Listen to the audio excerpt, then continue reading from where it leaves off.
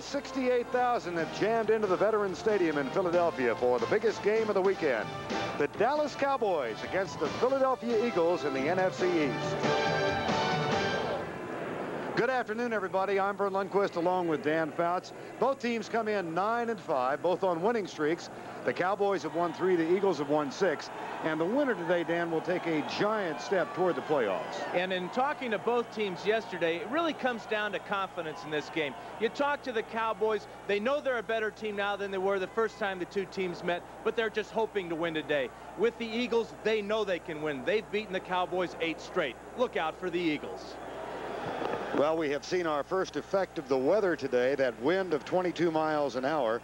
The Cowboys won the toss, and they have elected to kick off to take the wind at their back and force the Eagles into a 22-mile-an-hour gale. Ken Willis will kick off. Dan, I know you were down on the field and talked with Jimmy Johnson about this decision if he won the toss. Well, he likes the idea of having the wind in the fourth quarter. Richie Kotite said if he wins the toss, he wants the ball. Johnson says he hopes that he loses the toss so he wouldn't have to make this decision. But he won it, and he's kicking off. That is a relatively short kick taken by Rod Harris at the 11. The Cowboys have excelled in special teams play in the last 4 weeks, averaging a return of under 13 yards per kickoff. That time it was a return of 10, and the tackle made by Bill Bates. Jeff Kemp gets his first start at quarterback for the Philadelphia Eagles, and he is joined by Heller, McKnight, Alexander, Solt, Antone Davis, the rookie, and the tight end Keith Jackson. James Joseph has been on a tear in the 6-game winning streak. Byers, the other running back. Barnett and Williams are the wide receivers. Backs are split, first down 10 from the 20. Handoff inside, and Byers breaks 1 tackle, now breaks 2, breaks 3, first down. Keith Byers with 65 yards on the ground last week against New York. Picks up 13 on the first play from scrimmage. Defensively for the Cowboys, Tolbert, Casillas, Maryland, and Jeffcoat, only 17 sacks for the season. Norton, Del Rio, and Vincent Smith. And in the secondary, Isaac Holt, who may be a particular target today, joined by Larry Brown, Horton, and James Washington. Randall Cunningham on the sideline, injured in week 1. James Joseph, and he's stacked up. Nope, breaks another tackle and picks up 2 more yards. Now, Richie Kotite told us that he likes his backs to be big. With Keith Byers at 240 and James Joseph at about 220, we've already seen their size and strength come into play on the very first 2 running games of today. Richie Kotite, whose team has won 6 in a row. They had lost 4 in succession prior to that. And by his side, a couple of decent quarterbacks. Zeke Bratkowski from another generation on his left, and then Jim McMahon on the opposite side. Here is Jeff Kemp. Started 5 games for Seattle earlier this season, and then was cut. Williams in motion. Byers with the handoff, and Del Rio makes the initial contact. Byers, however, did push him backward and gained a couple of yards. The one thing, Vern, you talked about Isaac Holt and why he'll be the target of a couple of passes, especially earlier in this game. What the Cowboys, or what the Eagles want to do is they want to run Fred Barnett on a couple of stop-and-go routes to see if they can get deep and to make Isaac respect that deep route. He's had a heck of a season, especially turned it around after those disastrous first 3 games when he was beat for touchdowns in each of them. 3rd and 4. Roy Green, the 3rd wide receiver, in motion. Out of the shotgun. Kemp looks left, fires left, incomplete. Larry Brown, the rookie 12th round draft choice, knocks it away, and that will bring on Jeff Fiegels to punt into a strong wind. Now, special teams might determine the outcome here today, and the Cowboys have blocked 3 punts this season. Fiegels had 1 blocked last week. The one he had blocked last week against the Giants, though, was a result of a bad snap by John Hudson. And Hudson gets this one back just a little bit low.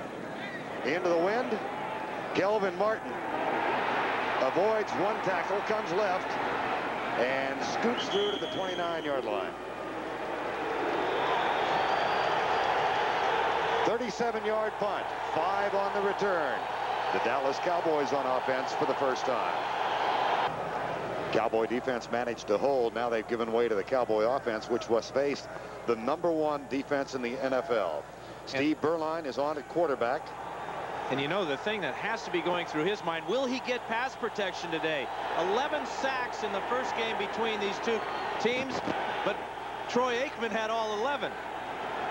Cowboys had 90 yards of offense in game 1, won by Philadelphia 24-0. Berline, Emmitt Smith. So encouraging signs on the first play from scrimmage. Isaiah Jenkins and Alvin Harper get into it downfield, but that's quickly broken up. This is the Cowboys' best running play. It's the lead draw as Emmitt Smith, deep in the backfield, finds a hole and gets up the field.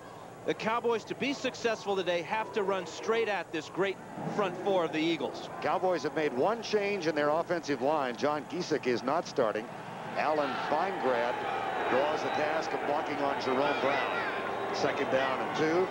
Backs in the eye. That is Jay Novacek in motion. And they hand it off to Emmitt Smith. That is close to the first down at the 39.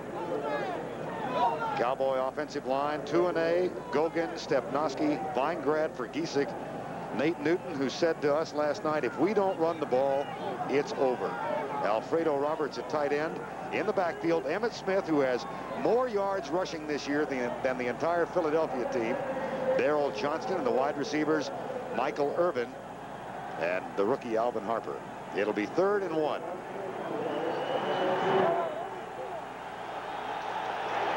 Cowboys go with 3 tight ends now. Giesick has come in, and they toss it to the outside. Here's Smith. Out of bounds, first down at the 50-yard line.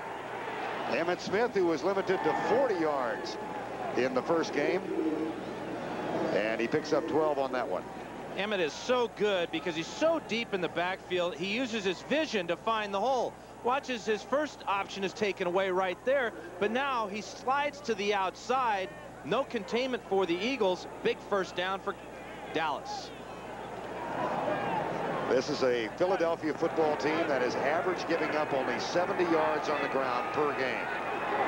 The Cowboys 1st and 10 at the 50.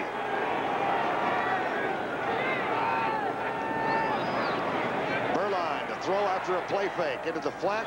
Darrell Johnston, the intended receiver. Joyner was covering, and he could not hang on. Defensively, White, Brown, Pitts, and Simmons. 3 might go to the Pro Bowl. Joyner might go to his first one. Byron Evans and William Thomas. And in the secondary, Isaiah Jenkins, Ben Smith is out with an injury. Eric Allen, Wes Hopkins, and Andre Waters.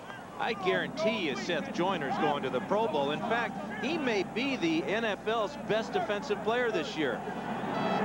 Funny, I can remember, Dan, Buddy Ryan saying 5 years ago Seth Joyner is the best linebacker in the league. This year, he's proving it. And off to Smith, coming left, and he's down to the 46-yard line. Jimmy Johnson said last night, this game plan for the Eagles will not be anything like what they had in mind for Washington. He will keep it conservative today, not a lot of gambling. He's really concerned with turnovers and bad plays. Well, bad plays are what? That's got to be the sacks or losses behind the line of scrimmage. He wants to stay close in this game, have it a game of field position, and then in the 4th quarter be in position to win the game, whichever way it may take. Expect a lot of short passing setups, not 7-step drops. And he said if it's 3rd and long, don't be surprised if we run and punt. See what they have in mind here. Motion. Flag is down. Berline for Novacek behind him. And you wonder if the wind might have affected that. Now is the penalty against the Eagles or Cowboys? Bernie Kukar is our referee today. That will not be enough for the first down. It'll set up 3rd and about 2. Just to elaborate, though, on your point of when Jimmy Johnson will run on 3rd and long and when he'll pass on 3rd and long, as he did then, it depends on field position. This is positive field position for the Cowboys, but now if they're backed up deep in their own end, that's when we'll expect to see a draw play on 3rd and long. John Giesick has come in as an extra blocking tight end now. Weingrad stays in. So Alfredo Roberts, Robert Awald, and Giesick are in there. 3rd and 2. Eric Allen was late getting on the field. Emmett Smith first down at the 35. And more.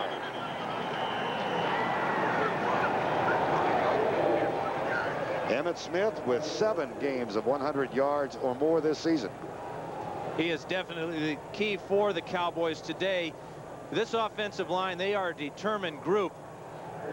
They know, in the words of Nate Newton, that when they played back in the 3rd game of the season in Dallas, they were dish-ragged, as Nate said, by the front 4 of the Eagles. They have something definitely to prove today. Another first down, Dallas. Berline will throw. Blitz coming. And the pass is high. Berline having trouble connecting with Novacek and Darrell Johnston on a previous pass. And you wonder if it is the wind, but all these passes have been relatively short passes, and it really gives me the impression that Berline is just pressing a little bit to start this game. He looks a little tight. His ball is being thrown very hard. I don't think the wind has affected those first 3 attempts. Again, the wind is behind Dallas in this first quarter. 2nd down and 10. Ball at the 33. No score. Both teams 9 and 5. Neither can cinch a playoff berth with a victory today, but a big step toward one. Smith cut down at the 33-yard line. Jerome Brown makes the tackle. This is 117 tackles now for this man, Jerome Brown. And this is why. The penetration, as he gets by Gogan, tosses him aside, and then he's just right in the backfield, dropped Emmitt Smith for a loss. Jerome Brown is playing as if he'll be going to Hawaii as well. 9 sacks for the year compared to 1 a year ago. Slimmed down in the offseason. It's the new improved version of Jerome Brown, he said. 3rd and 10.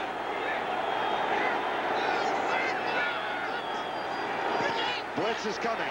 Berline almost picked off by Eric Allen. Double coverage, actually triple, with Miano and Waters and Allen all around Jay Novacek. And 4th down. Well, the pressure, as you mentioned, Vern, it was a blitz by the Eagles. From the right side, you see the twist there.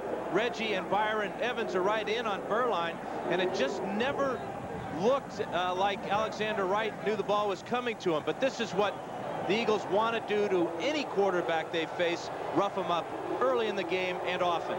Ken Willis, 51-yard effort, wind behind him.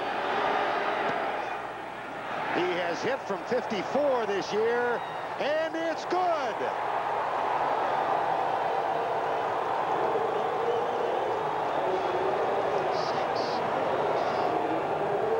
Cowboys draw first blood.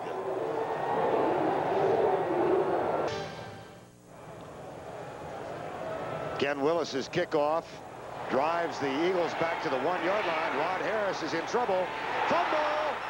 That's kicked toward the end zone. Free ball. And that is a safety. The impetus of the ball provided by the receiving team.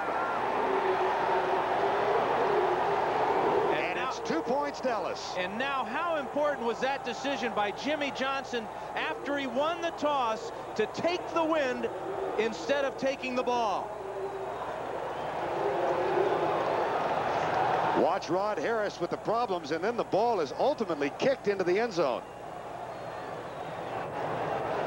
Bill Bates again. And Tommy Agee. And now Dennis McKnight with the left foot kicks it back into the end zone, where James Booty, very aware, picks it up and takes the safety. Now the Cowboys fall on that. That's a touchdown. But you go back to the super kickoff by Ken Willis. Now watch McKnight come in with the left foot back in the end zone for the safety. But you know, you go back to that decision of kicking off with this wind. You look at the wind from the top of the stadium, and it's blowing left to right. But down on the field, it's blowing just as strong right to left. Matter of fact, now the winds are calm, but down on the field, they're still swirling. for the safety. The tackle by Tommy Agee and Bill Bates. And tactically, score one for Johnson. Now the free kick coming from the Philadelphia Eagles. That's Joe Avesano, by the way, who was standing next to Jimmy Johnson on the sideline. He is a special teams coach. One-time head coach at Oregon State. Now Jeff Fiegels will take the free kick. And it sends Kelvin Martin back to the 24. Out to the 48-yard line. Jimmy Johnson's game plan, field position and conservative offense, and he's got a 5-0 edge.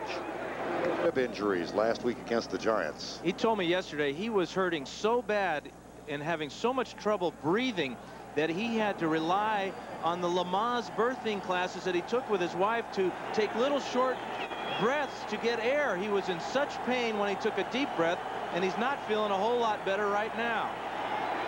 Cowboys lead at 5-0. They've got the ball again at their own 48. Emmitt Smith, 33 yards rushing so far. There's the pass from Berline. Irvin, fumble, and now ruled an incomplete ball. Michael Irvin had it for a fraction. Isaiah Jenkins came in with the right-handed club and stripped the ball from Irvin. Ball, this is the best throw so far for Berline. Watch as he gets back after the play action, and he'll just throw this ball right on the money, but Isaiah Jenkins is right there with the right hand to knock it away. Good call by the officials. Michael Irvin, 78 catches for the season. Jenkins playing in place of the injured Ben Smith. 2nd down and 10. Irvin comes in motion. Emmitt Smith, flag is down. So is Emmitt Smith. So we'll check the infraction. Call made by the line judge, Walt Coleman, on the near side. This is a Philadelphia team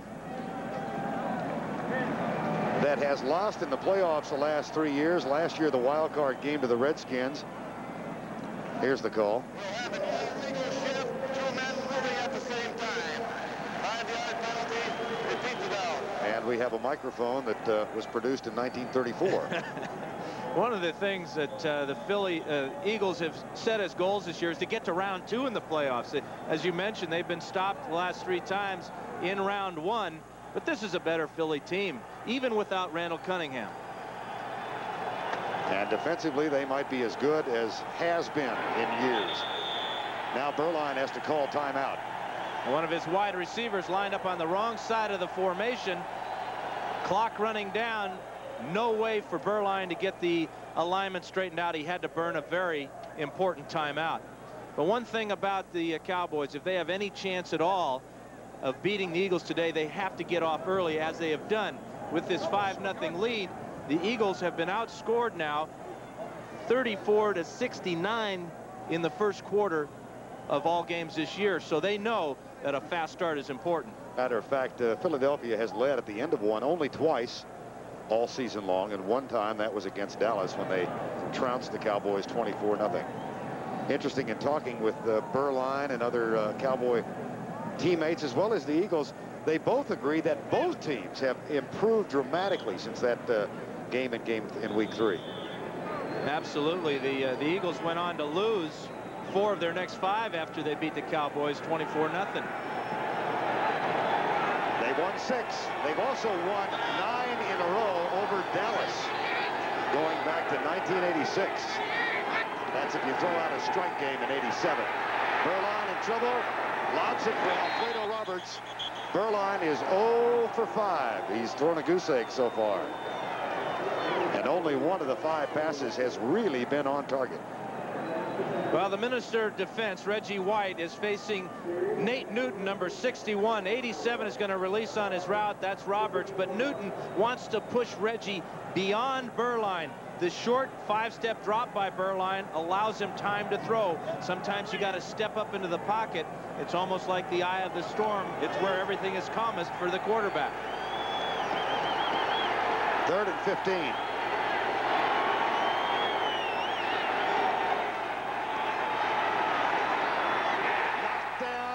Byron Evans. almost intercepted by Byron Evans. That's the one thing about this Eagle defense. You look at them and they're big and strong and fast and they're athletic. Number 56 is Byron Evans here. Watch as he just keeps his eyes on Furline and hangs around, just spying on him. Now with the perfect timing to knock that ball down. He has 2 interceptions on the year. Mike Saxon will punt it away to Rod Harris. Saxon, a severe ankle injury on Thanksgiving Day against Pittsburgh, said he thought it was a broken ankle at first. Comes to the near side. Harris has a short punt, and it goes by Harris. Did it touch him? No, apparently not. And it is down inside. Yes, it did touch him. And it's a Cowboy recovery. The call made by the field judge, Pat Mallett. And Bill Bates has it inside the 10. Oh, you talk about a huge mistake. Back-to-back big plays on special teams by the Cowboys. Rod Harris is claiming no. They'll look at it. And we will too. It didn't hit him in that from that angle.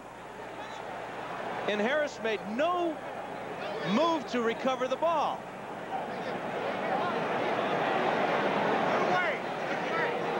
Hard to tell there. That did not hit him. Did not hit him. That should be reversed. That angle there. That's decisive. You bet it is. So that will be in all likelihood reversed by George Slatke. Well, they had a discussion on the field at first, and the men on the field call it Dallas ball. Now, this will obviously be reviewed upstairs, and it may be reversed. But from that last angle we saw, clearly the ball did not hit Rod Harris. Didn't even come close. Nope, foot away. That should be Eagle ball.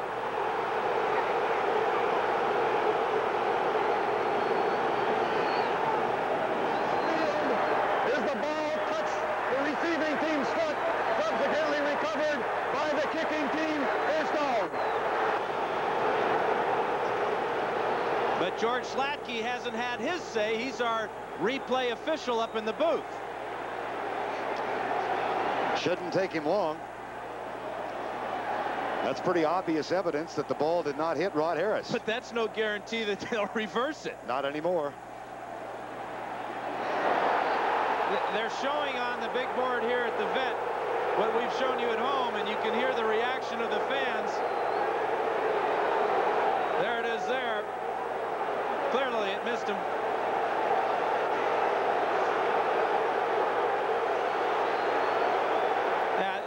There's just no way. And now the reaction of the reversal.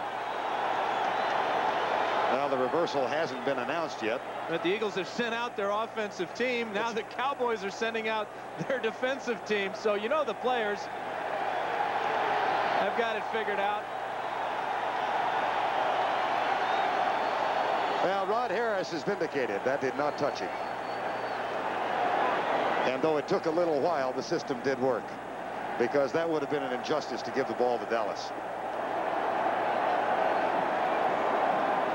He still has not announced that there's a reversal, at least that I've heard. No, and I haven't either. And the amazing thing is that the Eagles now are breaking their huddle, coming to the line of scrimmage. It is the receiving team's ball, first down. That's a big break for Philadelphia. And really the system did work, because it would have been totally unjust to have rewarded that ball to the Cowboys. Yeah, but who's to say things are just in the NFL? First and 10. Backs in the eye. Kemp, Joseph, Tony Casillas, a fumble, but the whistle had blown, down by contact. There's Jack Del Rio in the end zone, but the whistle had clearly blown. Well, since Byers got that real nice run on the very first play of the game for the Eagles, they haven't been able to do anything on the ground. Nice job there of Casillas and Merrill, and the 2 tackles for the Cowboys, stuffing that one. Russell Maryland starting the last 5 games, and he has really been a force #1 draft choice this year. 2nd and 10. Kemp looking left all the way.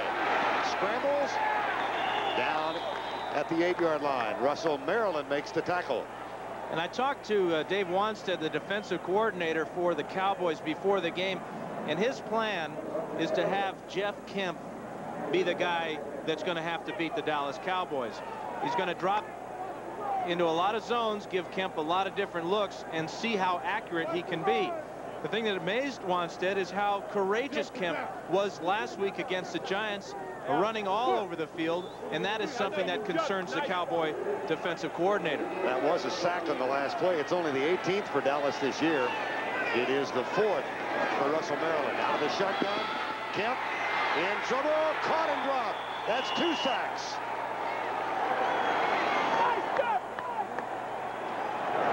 Jimmy Jones. Oh, yes, let's go. Come on, Dave. Nice job, Number 97 is Jimmy Jones, and this is his first sack of the year. Number 97 fights off the block of Selby, but there is just not enough time for Kemp to escape or get the ball away. Eagles punt. Chases Martin over the shoulder, but he's got some room to return it, and the Cowboys, trying to play field position football, have excelled here in quarter number 1. And that was a wonderful catch by Martin. If he doesn't catch this ball, the ball is on the other side of the field. Right now leading 5-0, 5:17 to go. First quarter of play. Novacek in motion. Berline hands it off to Emmitt Smith. He plunges up the middle. Jerome Brown made contact up on high. Wes Hopkins also part of it. 5-0. And again, if you joined us late, strong wins here. Jimmy Johnson won the toss, elected to kick off, play field position. It's resulted in a 50-yard field goal and a safety on the ensuing kickoff. Look at this. This is what you have to do when you're playing on the road against a team that has a defense as terrific as the Eagles have. 2nd and 6. Smith has 37 yards. Play fake. Berline.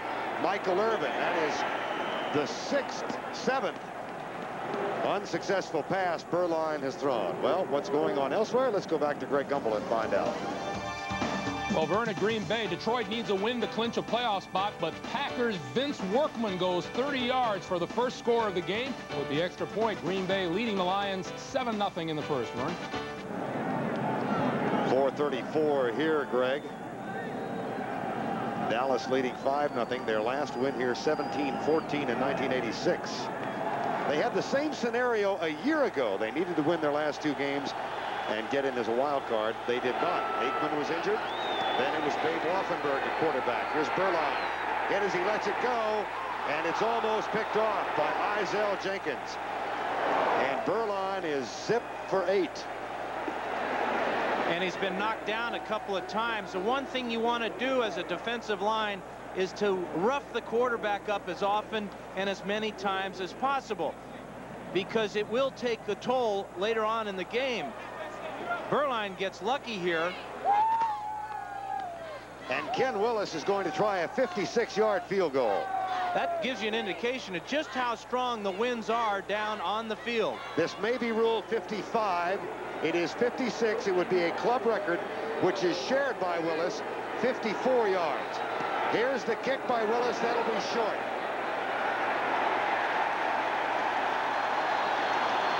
And, of course, it comes out to the line of scrimmage. And that really makes an interesting decision for Jimmy Johnson, because he told us he wanted to play field position. He had the opportunity there to pin the Eagles deep in their own end with a good kick or punt from Saxon. He may have just been stretching or been talked into a long field goal try by Ken Willis and Joe Avezzano. Bit of a surprise for Jimmy Johnson.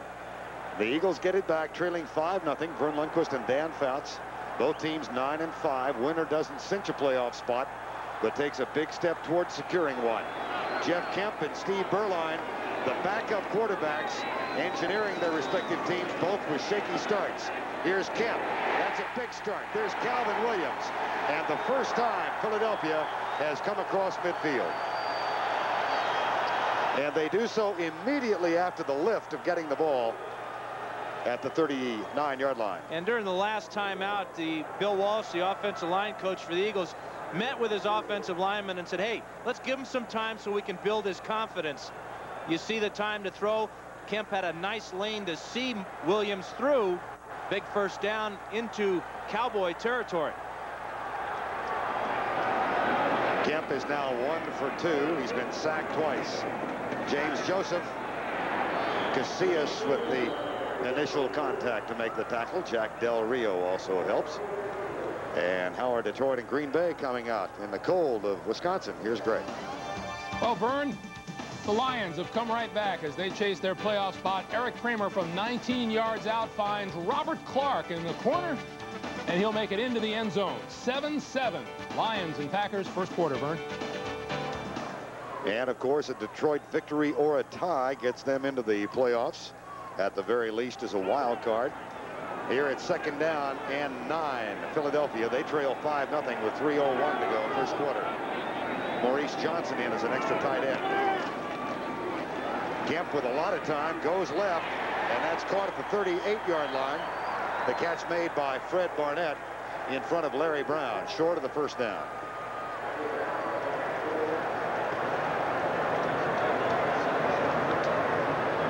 The pass protection is picking up, but this is easy pass protection because it's just a 3-step or 5-step drop by Kemp. Look again, the huge throwing lane that Kemp has, and that's important because although he's listed at 6 feet tall, Vern, he's about 5'10", and the problems that have plagued him throughout his career is vision. That's why he's a good scrambler, because he has to be to find those lanes to throw through. Began his career as a backup to Pat Hayden in Los Angeles in 1981. Kemp scrambling, chased, and lets it go incomplete as the blitz was on and James Washington was right at his back, but he got rid of it. There's Washington, number 37. Well, James Washington is coming from this side. You see the confusion in the middle here, and that confuses the blocking. Actually, Washington came from the left side of the screen.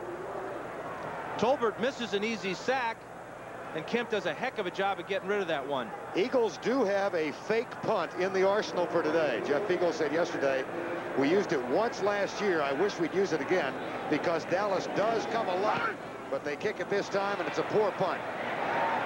Ray Horton is back. He picks it up and pushes it out of bounds at the 23-yard line. And Horton was deep that time because the Cowboys left their starting defense on the field because they were worried about a fake from Fiegels. 25-yard punt, and the veteran Ray Horton, one of the Plan B acquisitions in recent years by Dallas, brings it back. This is, however, the worst Dallas field position. They've got the ball at their own 19-yard line. They do lead 5-0. Safety in the Atlanta game as well, and the Rams in Minnesota scoreless. New England leading the Jets. Emmitt Smith, 2 yards. Seth Joyner.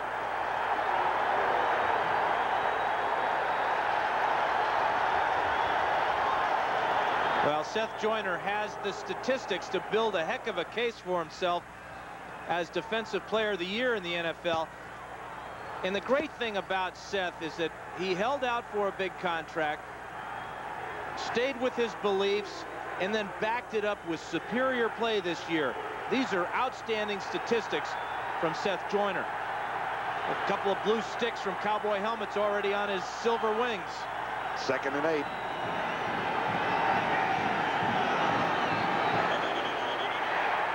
That play will be brought back. Don't know whether the cause was that of Dallas or that of Philadelphia. Interesting. So many of the great defenses in the league have had nicknames. The Fearsome Foursome, Doomsday in Dallas. Ball start on the offense prior to the snap. 5-yard penalty. That'll cost them 5. The Purple People Eaters in Minneapolis, and of course the Steel Curtain. They can't find a nickname that fits here. They've tried Gang Green. They've tried Mean I don't like Green. The Green Acres. Broad Street Bullies is already taken, guys. Forget it. That's across the street. The Green Monsters. In San Diego, we had the same problem when we had Kelcher and Dean and Big Hands Johnson.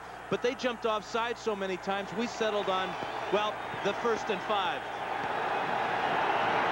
Rim shot. 2nd down. Berline deep left side. Man is open. It's overthrown. Irvin had a couple of strides on Eric Allen. And Berline is zipped for 9. Yeah, he's pitching a no-hitter right now.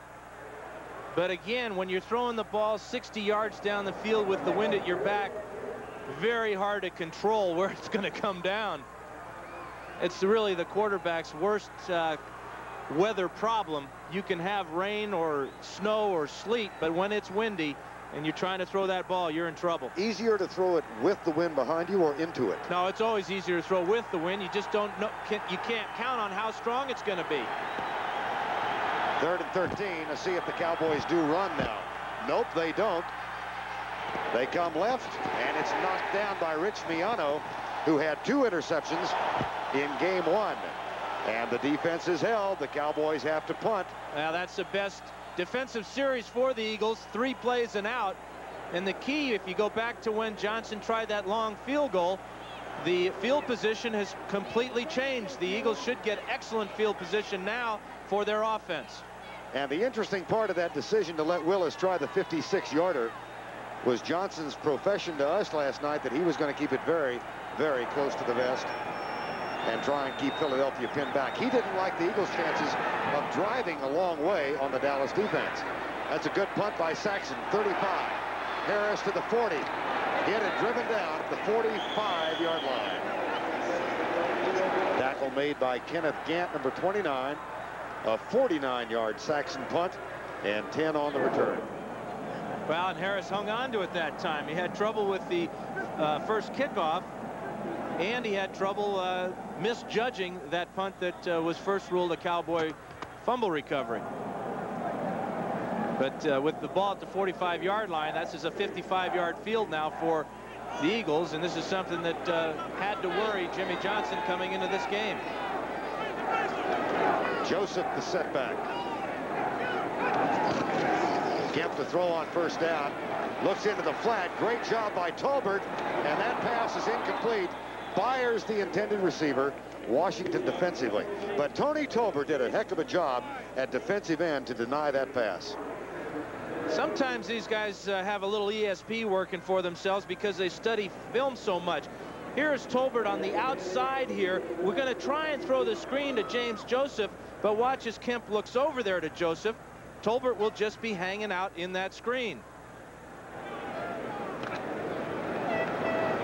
Good job of getting rid of that ball and avoiding the sack.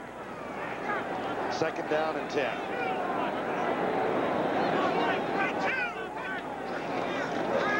Kemp coming to the right. Bobbled by Jackson, incomplete. Keith Jackson could not hang on. Jackson, whose numbers since his rookie year have declined sequentially. He opened up with 81 catches as a rookie, and that number per season has dropped every season.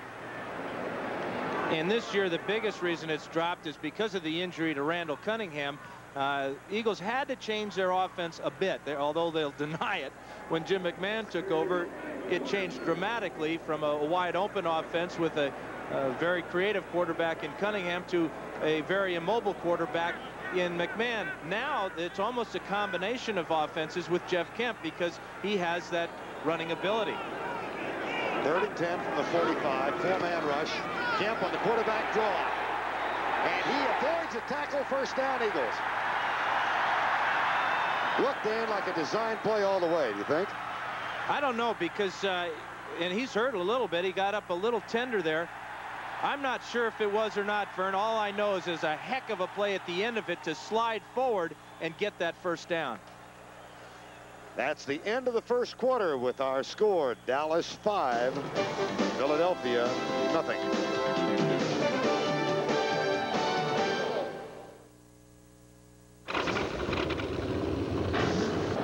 Dallas chose to kick off and keep the wind at its back in quarter number 1. They used that advantage to a 5-0 edge. Now the Eagles have a 1st down and 10 at the Cowboy 45, and they have the win. Jeff Kemp, 2 for 6. 1 run for 10 yards. See what he's got in mind on first down. Comes across the middle, incomplete. Intended for Keith Byers. It'll be 2nd down and 10. And in talking to head coach Richie Kotite yesterday about what he tells his quarterback, he's had to deal with 5 or 6 of them this year, and he tells them all basically the same thing. Listen, Jeff, you're surrounded by outstanding athletes. You don't have to do it all yourself. Don't think that you've got to make every big play. Just play within yourself. 2nd and 10 now. Kemp got the first down on the run.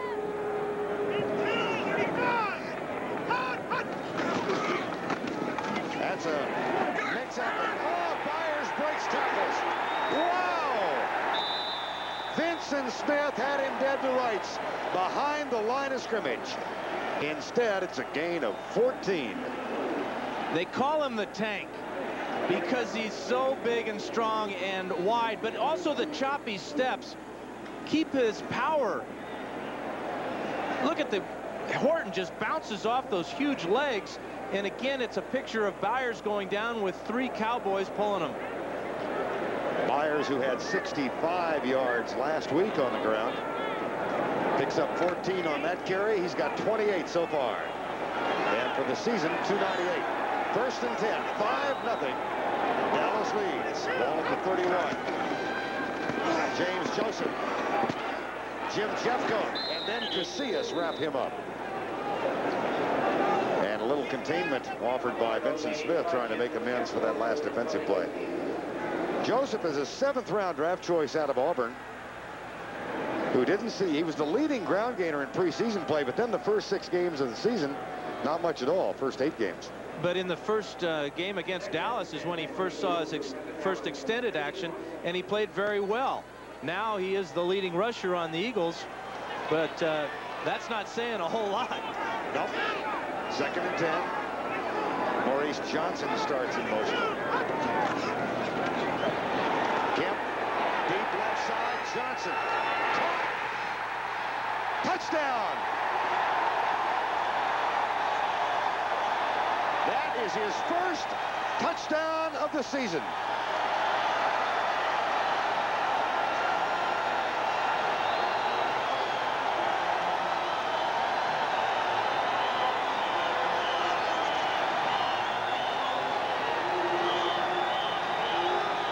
This is a great throw by Kemp, but this is Maurice Johnson.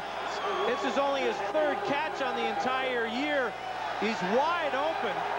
The concentration and a good call by the official, as when he hit the ground, he broke the plane. Beautiful body control as he had to spin around in midair. And hopefully he will be rewarded with a touchdown and not have this one reversed by the replay official.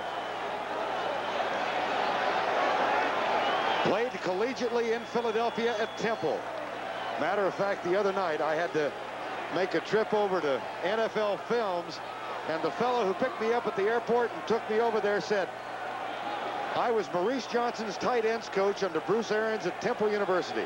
I'll bet he's watching right now and smiling a mile wide. I bet he is now that you mentioned him.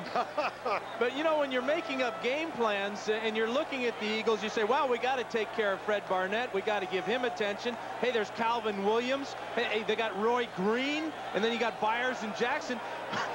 We don't have to cover Maurice Johnson. He's only caught 2 passes all year. Well, obviously the Cowboys didn't. And obviously a play put in just for that circumstance.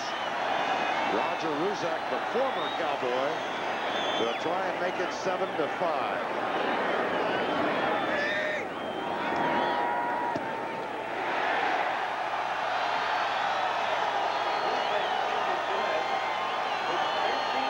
Dennis McKnight has time now to tie the ponytail.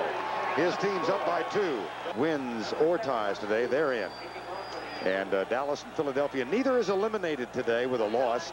Neither can clinch a playoff spot with a victory. They could have if San Francisco had lost yesterday. But if you want to get into all that, we're going to run into 60 minutes. But could you repeat the the 3rd thing you said about that? I was following you real close until you said something about what if. Yeah, that's the operative word. Ruzek rides the wind. Alexander Wright. Let's go back and see how Philadelphia scored.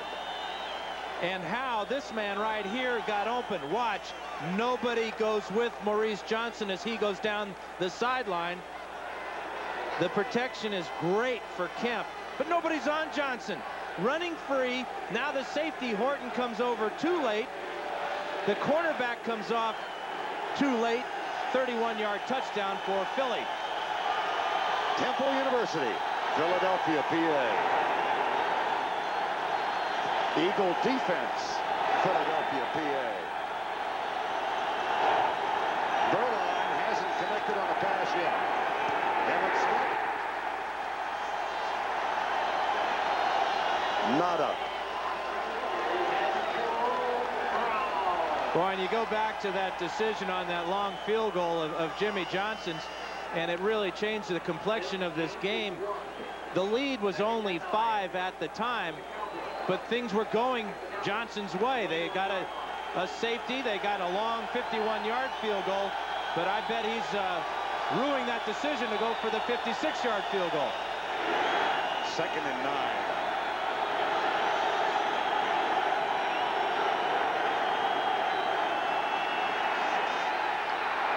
Berline for Johnson. That is his first pass completion, and that might settle Steve Berline down a bit. Darrell Johnston with his 24th catch of the year. Berline now 1 for 11. That's short of the first down. Let's take a look at the pass protection here. 11 sacks in the first game, but the Cowboys have improved so much. Look at the pocket there. It's not a big one, but it's big enough. Remember, last week the Cowboys played the New Orleans Saints, who came into the game with 44 sacks. The Saints got 0. So they have improved up front. 3rd and 3. That's Novacek out of the backfield. But not enough.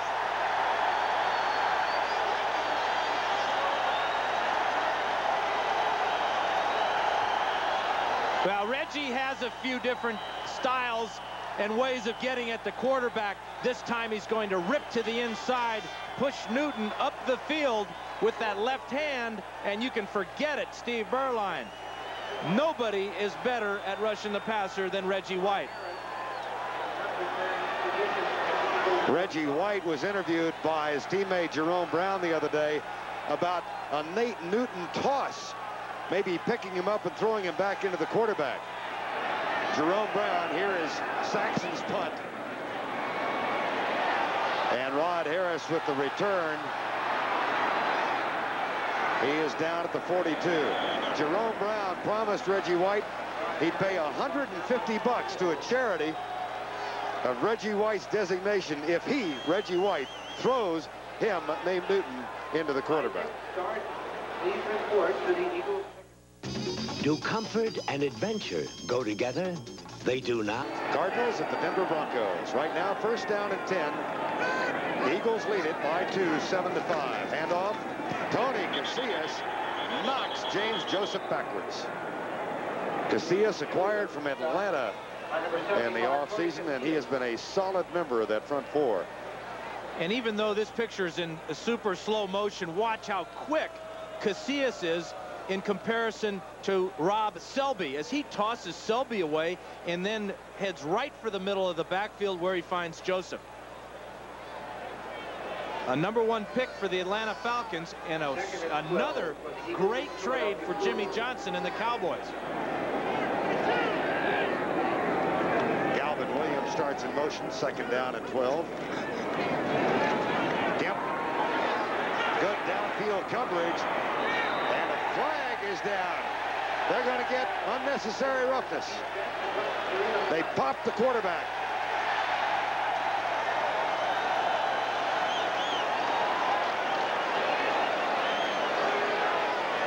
That's Leon Lett. I'm not sure it was him. It may have been Jimmy Jones, number 97. One or the other. And Kemp spends the time looking over at the sidelines. We have a personal foul, roughing the passer on the defense, 15-yard penalty, first down. And remember, Jimmy Johnson said no bad plays. This will fall into the category of no bad plays as we watch Jimmy Jones on his pass rush. He's real late here, but the reason he gets the flag is he takes 2 steps and blasts Kemp in the back. Oh, yeah. Easy call. And a mental mistake by Jimmy Jones. Jones, who has 1 sack, and that moves the ball to the 45. Ever since the unsuccessful 56-yard field goal, things have gone the Eagles' way. Here's Kemp pump. Stop and go pattern on Isaac Holt, but they didn't fool him, and it's picked off by James Washington. The Cowboys have only 11 sacks, interceptions for the season. They tried to stop and go. They tried to pick on Isaac Holt, and double coverage, Washington with the pick. Absolutely right, Fern. This is a real bad decision by Jeff Kemp. Once he's flushed out of the pocket, he's got to just run with this ball. Holt is so far off that he does not even consider that fake by Barnett. And now the help by Washington as he comes over for the relatively easy catch.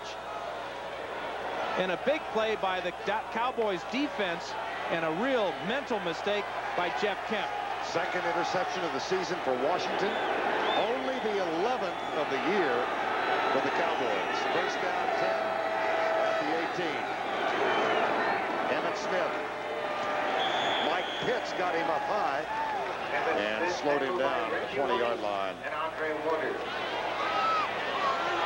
Remember, the Cowboys had a 5-0 lead and a 4th down. They attempted a 55-yard field goal in the face of Jimmy Johnson's professed decision to play it conservative. And since that missed field goal, look, Dan.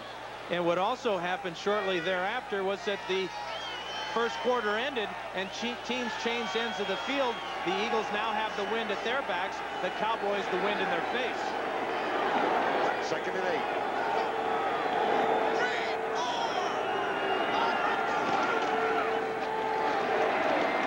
Emmett Smith out to the 24-yard line. Well, you just saw that first turnover by Philadelphia. The Cowboys, one of the keys to their little winning streak here, not little, but 3-game winning streak, is an absence of turnovers. They last lost it by virtue of a fumble or interception. Quarter number 1 at Washington on the 24th of November. They've got 12 quarters plus. And as far as how they rank in the National Football League, their 20 turnovers is the 3rd fewest. They've been very good taking care of the football. 215 offensive plays. Smith has 46 yards on the ground. 3rd and 4, Berline. For Novacek. Berline is 1 for 12. They tried to pick on Seth Joyner. And it'll be 4th down. Well, and as a quarterback, you may not be aware that you're 1 for 12, but you know you haven't hit a whole lot. And you're just looking for something easy to complete. That was a relatively short pass play, but the tight coverage by Joyner forced Berline to throw it high. Mike Saxon will punt it deep to Rod Harris. Into the wind.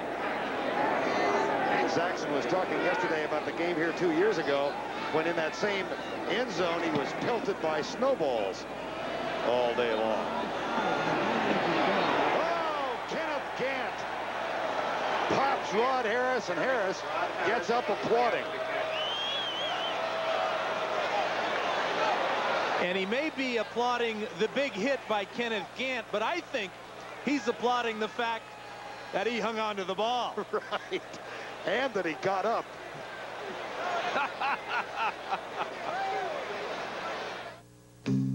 Let me just cut in here with news about a pretty... These two 9-5 teams fighting for a playoff spot. The Cowboys trying to end an 8-game losing streak to the Eagles.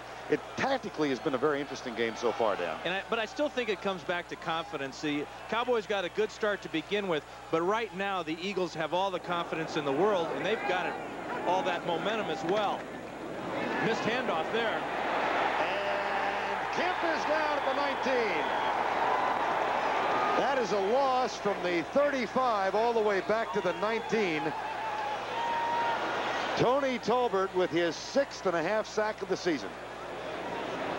Now this is just a missed handoff by Kemp and Joseph. See what happens here.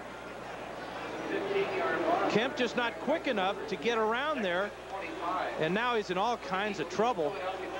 And if you've got a few whiskers and you can remember back to the early 70s and you know the names of Greasy and Lilly, it might have reminded you of something in Super Bowl VI. Yeah, I got the whiskers.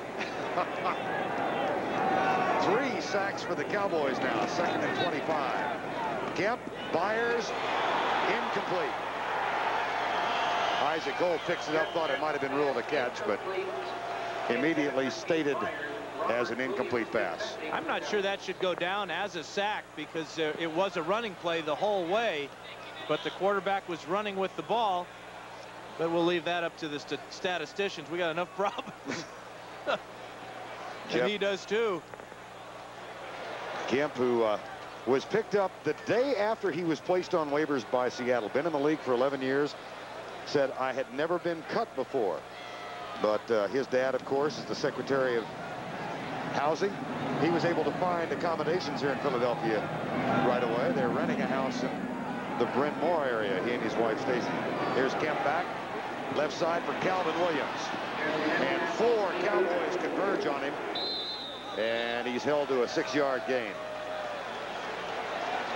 Bill Bates leading the way. In big games such as this one, it's mistakes that are so amplified. We already saw the safety in the first quarter, and now the missed handoff results in a 15-yard loss, and the Eagles lose a little bit of the momentum they'd built up. Feagles is back. Low snap from John Hudson again. Cowboys are not coming, and Feagles sails one back to the 12-yard line. Calvin Martin does manage to counterpunch out to the 24. 62-yard punt. Feagles' longest of the season is 77. It came against the Cowboys at Texas Stadium. 9 on the return. Dallas. This has to be worrisome for Kotite because the Cowboys have blocked 3 this year. Steve Berline trying to get it on track. Here's the handoff to Emmitt Smith. Hit behind the line. He squeezes out about 2 feet. After the initial contact is made, William Thomas in the area. Andre Waters. A lot of talk about how this Eagle defense is less vocal than they were under Buddy Ryan and Jeff Fisher. I'm not so sure about that. Well, this man will never be less vocal. He's their leading tackler, so he can back up his talk with actions. But really what the Eagles are now is a more mature team, and they really reflect the demeanor of their defensive coordinator, Bud Carson. 2nd down and 10. 7-5. Philadelphia leads.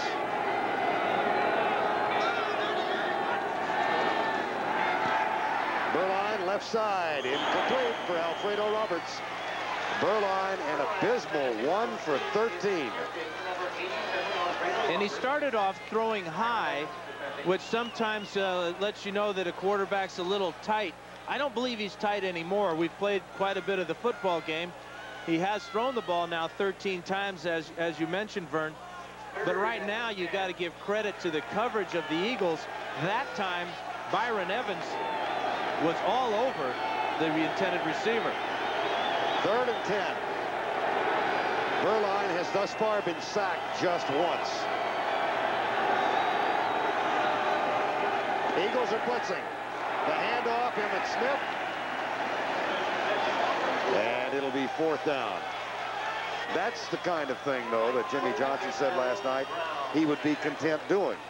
And it determined, the determining factor was field position, where they are on the field, and inside the 25 as they were on that play. You almost knew he was going to run the draw play. Mike Saxon back to punt again. Rod Harris to return it.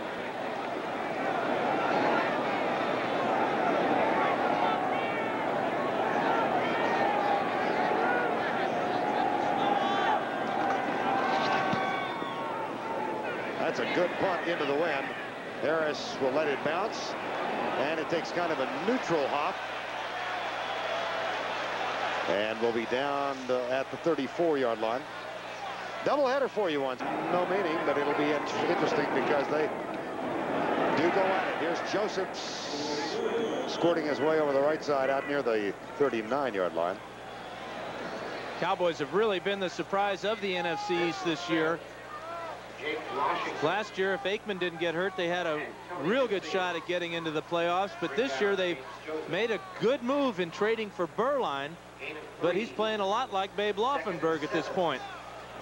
There is Troy Aikman. He is listed as a #2 quarterback today, but about 75%, as you heard in the NFL today, and would take a drastic thing for him to play.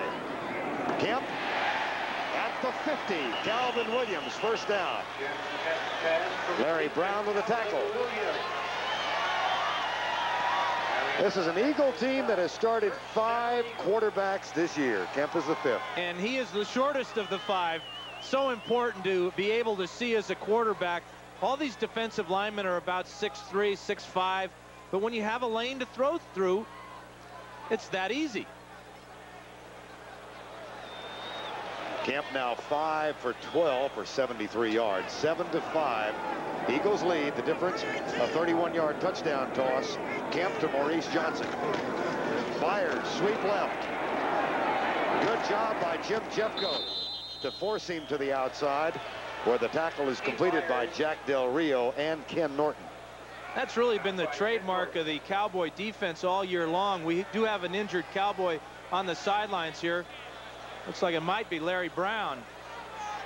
That's the rookie from Texas Christian University, the 12th round draft choice. But I believe he had the wind knocked out of him. And that's a real terrible feeling. He was dinged up a little bit earlier on the touchdown to Maurice Johnson. Looks like he's going to get a little assistance as he walks toward the sideline. And Robert Williams will check in and take his place. Minnesota with minimal playoff hopes. They are still mathematically alive, and they are leading Los Angeles. You know, you look back over this series, Dan, Dallas and Philly, we mentioned the fact that the Cowboys have lost 9 in a row if you throw out the strike game in '87, and Eagle fans would like to do that, I know. That was a 41-22 victory. So many strange things have happened up here. Last year, Cowboys lost convincingly to Philadelphia 17-3. The year before was the year of the snowballs. That's when Jimmy Johnson had accused Buddy Ryan of cheap shots. They were met with a torrent of snowballs. The year before that, it was a 1-point loss. Here's Kemp. Oh, good fake. Goes by Holt. Thought he was almost caught for a big loss. And instead, out of bounds at the 36. Kotite told us yesterday he wants to take advantage of Kemp's mobility. Watch the super fake, Vern, to Joseph. And now the surprising thing is the speed of Jeff Kemp as he gets outside of Isaac Holt, up the field, and then out of bounds and gets the first down. Last week against the Giants, Kemp rushed for 45 yards on 7 carries. Today, 2 for 26. A little better average. First and 10, 7-5, 3.5 to go in the half. Byers goes by Del Rio. They call him Tank.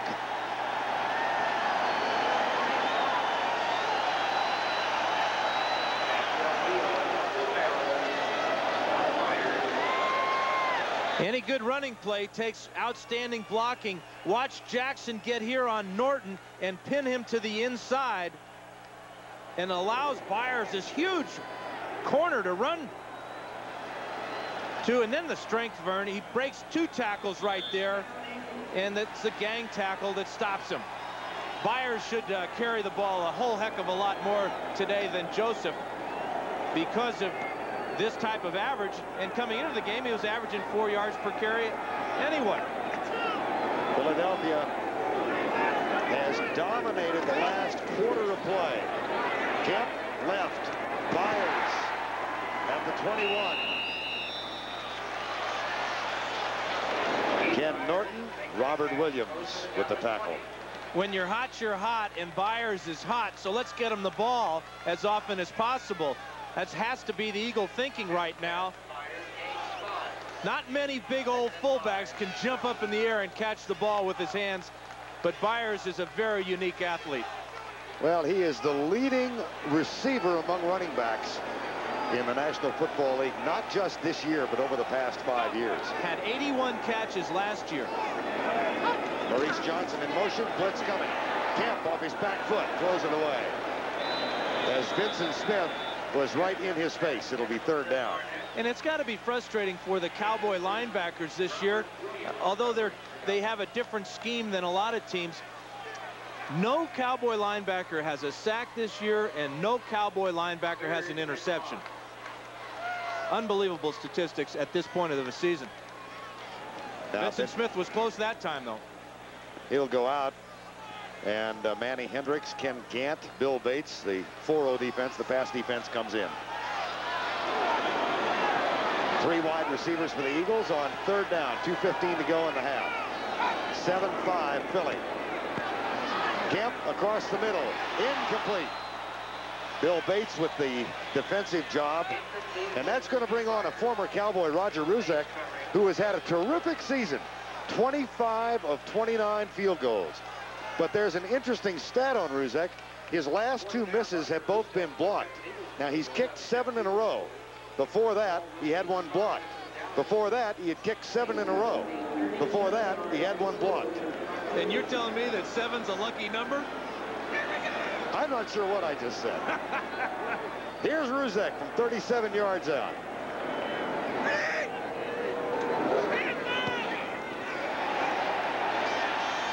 If you're a numerologist, it don't mean a thing. He broke the streak, or the sequence at least. That's his 8th in a row. That was dead solid. Perfect as well. Because of the excessive wind. And here is the kick. It'll come down at the 4-yard line. Taken by Alexander Wright. Right side out near the 15. And he is popped backwards by William Thomas as he reaches the 18-yard line. He went into a pile and then just was ejected out the back side of it by Thomas. Big hit, but Wright did hang on to the ball. Again, we apologize for the absence of the picture. We are at the 2-minute warning with the Eagles up 10-5. Venues went out, but they've been restored, and the Cowboys trailing now 10-5. Have 2 timeouts left. Berline, a rather woeful 1 for 13 for 6 yards.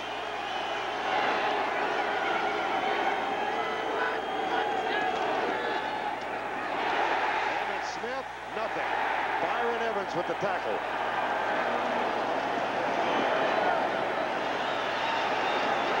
Byron Evans will call timeout. The Eagles would like to get it back 1 more time before halftime. That's heads-up call by Byron Evans. During this 6-game win streak, they have been especially dominant in the second half of each of those 6 games. They've given up 1 touchdown and 2 field goals.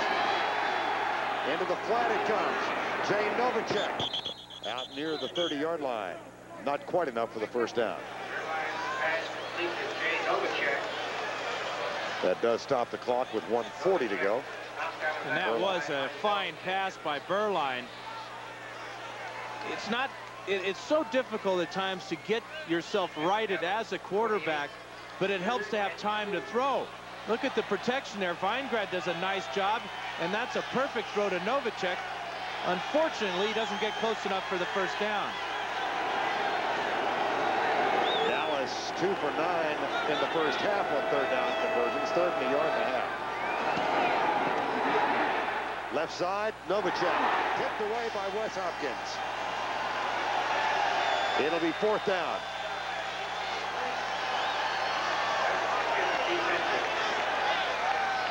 Hopkins with a serious knee injury in 1986. Out almost 2 years, has come back and might be having his best season ever. One-time walk-on at SMU.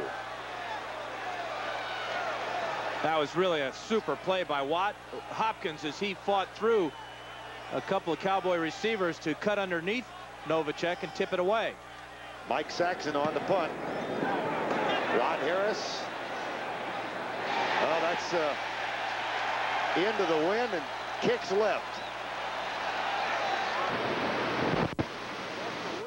all of the tiebreakers for the wild card spot. Looks like some Desert Storm riding.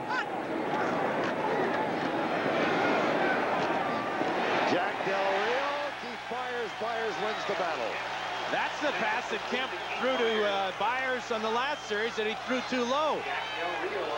Get it in Byers' breadbasket, and he's going to grab it every time. Kemp 6 of 15, three-man rush, left side. Fred Barnett goes by Robert Williams, and then Larry Brown, who is back in the lineup,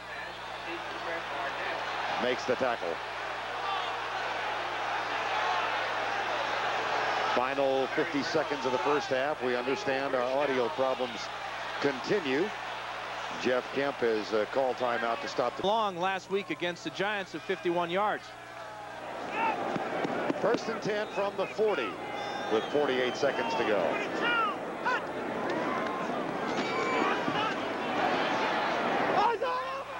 Intercepted by Larry Brown. That is the second interception of the first half. And now it's being waved off.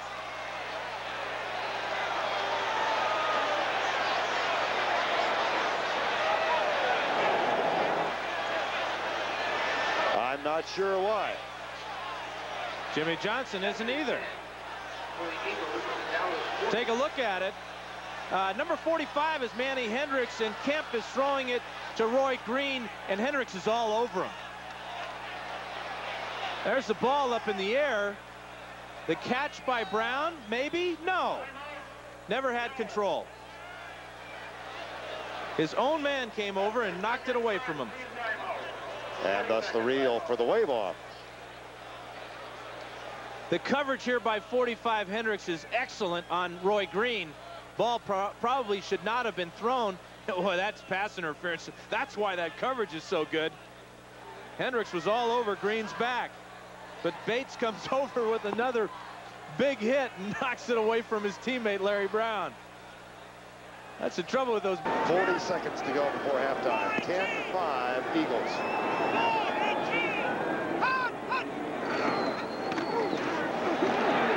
Kemp, Byers, Bates. And a third down coming up at the 34-yard line. And no timeouts to work with. That they don't want to use their last timeout. Final 20 seconds. Kemp lets it go. Almost picked off. It'll be 4th down. Intended for Calvin Williams, and Russell Maryland almost denied Kemp the opportunity of getting rid of it. You talk about playing with fire. This man right here is a fiery competitor, but that part of his game is getting the best of him. He's throwing some balls now that are destined to be intercepted if he continues. Now Ruzek will try from 51 yards out. He is 1 for 1 today.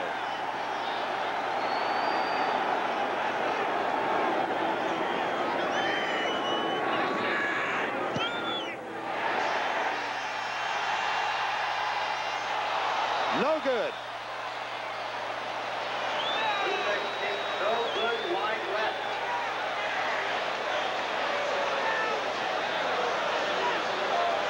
And it stays 10-5. He really blasts this one too. The wind never had a chance to affect it. It was hit so hard and so low and straight and just off to the left. This ball did not vary at all. Once it left his foot, he missed it by about a foot. That leaves us with 9 seconds, and Ruzek now 1 of 2 for the year. His streak of consecutive field. The toss elected to kick off while they had the wind at their back as Berline goes deep. They did get a field goal and a safety to take a 5-0 edge. But then Jimmy Johnson elected toward the end of the first half to try a 50. He has 2 seconds left in the half to try for another incompletion. We talked about this Eagle defense in the second half, and the Cowboys said they need to run the ball to win. Here's Berline going deep. And that one is incomplete, out of bounds. In the second half, during the 6-game win streak, the Eagles have averaged giving up 14 yards per game. Philadelphia elects to kick off. And they will kick it away to Kenneth Gant. He's knocked down at the 25-yard line. Philly did kick off, and that will give them the win in the fourth quarter. The all-important fourth quarter, and I talked to Jimmy Johnson before the game, talked to him about the different scenarios. If you win the toss, do you defer to the second half and all this? He said the most important thing is I want the win in the fourth quarter. He isn't going to have it. Dallas trails by 5. They got a field goal from 50 yards out to open the game. Follow that up with a safety. And then after an unsuccessful 56-yard field goal by Ken Willis, things have gone Philadelphia's way. Berline to throw on first down. Right side, Michael Irvin's first catch of the game. And his 79th of the season. And one of the things that Michael Irvin does so well is he uses his body. He's a big receiver. He's 6'2" and 200 pounds, but he moves extremely well out of his breaks. Watch this move there. Sharp cut on a kind of a slippery field. And that's a nice way to start your second half, with the completion for your quarterback and also to get one of your star players started. That's only his second catch in his second game this season. 79 for the year. He had 1 in that 24-0 loss. Novacek in motion. Emmitt Smith. Well, after a couple of early spurts, Emmitt Smith has been bottled up. And he said last night in our conversation with him, we've got to run or it's not going to be much fun. They keep going back to that nightmare they had back on September 15th when Aikman was sacked 11 times. Emmitt only carried the ball twice in the first half in that game. That carry there, his first of the second half, is his 15th of the day. And Dallas has never been beaten when Emmitt Smith has 18 carries or more in a game. Berline to Michael Irvin. And that's a gain of 9 across midfield. So a nice start for Steve Berline after that tough first half. Yeah, 2 in a row. He only completed 2 in the first half, but he's come out because he's getting good pass protection now. Watch the job that Nate Newton, 61, does on Reggie this time. Remember, Nate Newton is 335 pounds. He keeps Reggie away from his quarterback, and Berline is on the mark again. 3rd and 1. Michael Irvin, 78 in the season is a record. Previous held by Herschel Walker. 1,262 is a record. And here's the attempt for the first down up the middle. That'll be very close at the 48-yard line for Emmitt Smith. We talked earlier about Reggie tossing Nate Newton. Well, Nate has got a lot of pride, and he has a lot of athletic ability to go along with that 335 pounds. Here he is right here. Watch as he comes out with the help of Weingrad on the outside playing tight end there. He kind of gets Reggie down on his back. Somebody put a locker room, or rather a newspaper clipping in Nate's locker in Dallas about the Nate Newton toss. Reggie finally tracked it down to the trainer, Kevin O'Neill, and said he will pay for it. Here's the stretch, and Dallas has a first down. The one thing Nate said is that, hey, listen, I'm a veteran. I don't need to be motivated by newspaper clippings. I'm playing Reggie White. That is plenty of motivation for me. John Gisick is back in at right guard.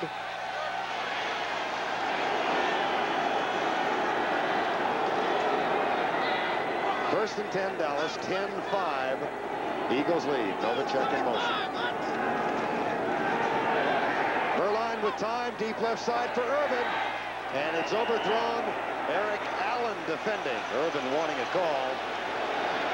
Don Carlson, the side jet, says, That's just wonderful coverage by Eric Allen.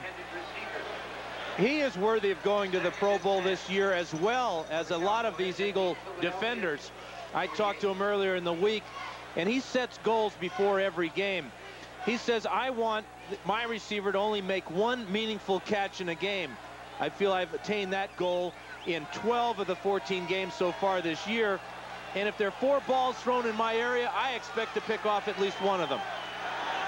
Second and 10.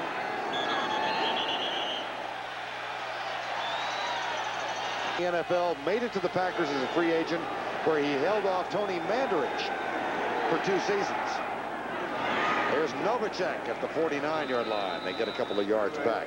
And Weingrad then gave way to Mandarich, became a Plan B free agent, and signed with the Cowboys this year. Just shows you what it takes. The bumpy road to the NFL. But if you stick with it and believe in yourself, and you get the right breaks, you never know. That's a heck of a story, though. 3rd and 11.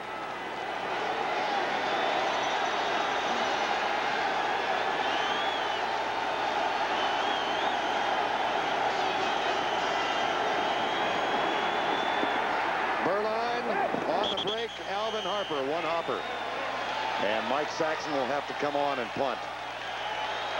The one hopper to Alvin Harper is because Berline was about to get dusted, couldn't step into the throw, therefore the incompletion.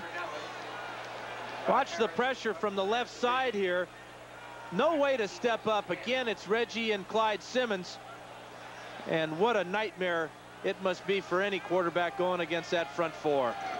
Cowboy offensive line has done a decent job. Only 1 sack thus far in the game. The Eagles defense has 2 sacks or more in every game this season except 1. That was against Phoenix. That's a poor punt by Saxon. Oh, boy.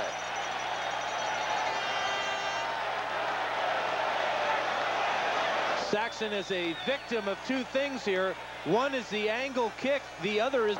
Against the Cowboys, 9 if you throw out the strike game in '87. They're up by 10, and they have the ball for the first time in quarter number 3 with Jeff Kemp in at quarterback. Byers and Joseph split behind him. The handoff goes to Keith Byers, and he finds big running room out to the 35-yard line. Tackle made by Vincent Smith, number 57. Byers with 45 yards now. Yeah, he's averaging 7 yards a carry, so let's keep giving him the ball. You know, that's what I would have told Coryell, or Coryell would have told me. He said, you got a hot player, you go to him. If Chandler's getting open, you throw him the ball. If Winslow's working over the middle, you get him the ball. Right now, Byers is the most potent player on the Eagle offense. 2nd down and 2.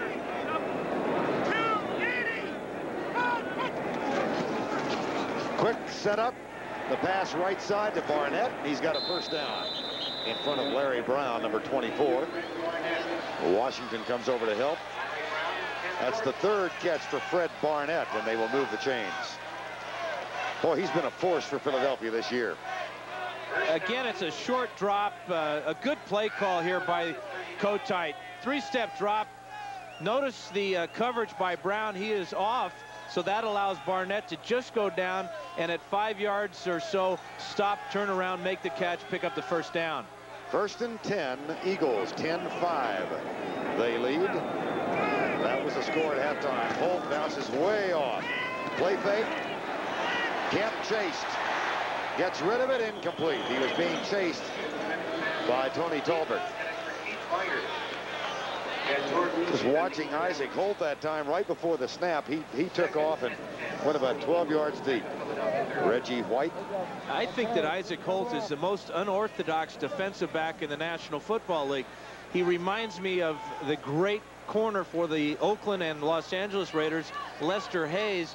And when I played against Lester, I was never quite sure what he was doing out there because he did so many strange things. But I talked to Isaac last night. He says, that's part of my game. I want to confuse those quarterbacks, and he's done a heck of a job doing that. Well, he's up on the line now against Fred Barnett. They hand it off to Joseph. He comes right. Vincent Smith with the tackle at the 43. And that will bring up a 3rd and about 5. James Washington also part of it. And one thing I like to do when I talk to some of these players is ask them about their heroes or idols or who they pattern their game after coming up through college, high school, or even as a pro. And what Isaac told me yesterday is that one of his heroes was Mel Blount. The other is Jack Tatum. And he has talked to Lem Barney. So he's gone after some guys and patterned his game after some great ones. Isaac Holt, of course, acquired from Minnesota in the Herschel Walker trade. He's the one player the Vikings gave up who's still on the Cowboy roster. On third down, Kemp with time. Intercepted by Larry Brown. And he is belted down by Ron Heller, but that is the second interception for the Cowboys today. The second of the season for Larry Brown. This time he held on. He had one he dropped in the first half.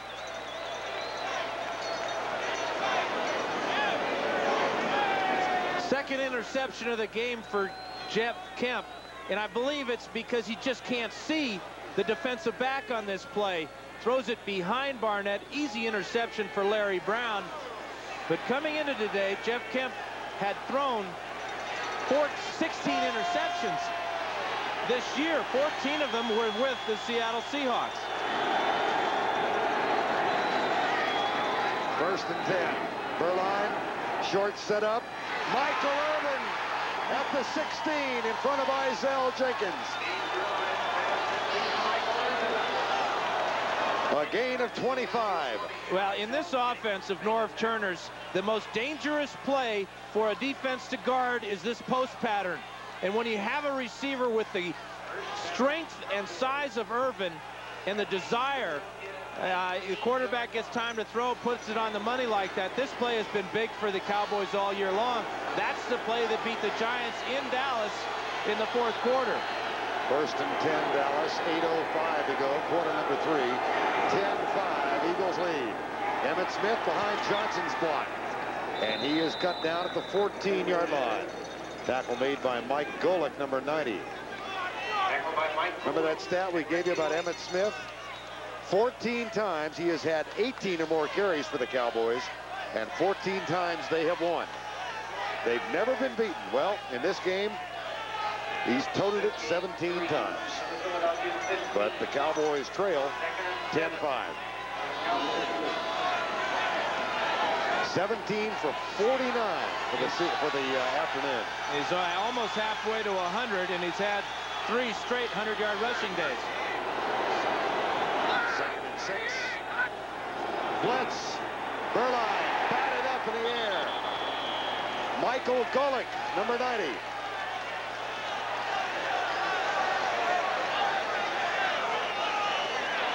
One of Berline's best friends is Mike Golick. Watch number 90 here get his left hand up. Actually, it's Reggie White just next to him. They both had a shot at that one. The ball was up in the air for an eternity, but nobody in a green shirt could find it. We were talking with Michael Irvin last night about the Cowboy preparations for this game, and in the middle of the conversation, Mike Irvin said, "You guys talked to Reggie White? How's he feeling? He doing okay? In a good mood? Had a good week?" 3rd and 6. Berline tipped away, intended for Alvin Harper. Berline asked for a holding call. He's not going to get it. There are no flags. Let's check out what Berline's complaining about. Eric Allen, 21, and Alvin Harper, number 80. Again, it's that quick slant. Ball thrown just a little bit behind. Whoa. Allen comes in early. Again, the officials miss a pass interference call. Oh, my gracious. Berline threw his towel about 15 feet up in the air. But that looked like a little more than... The Eagles got away with one. Ken Willis from 32 yards out.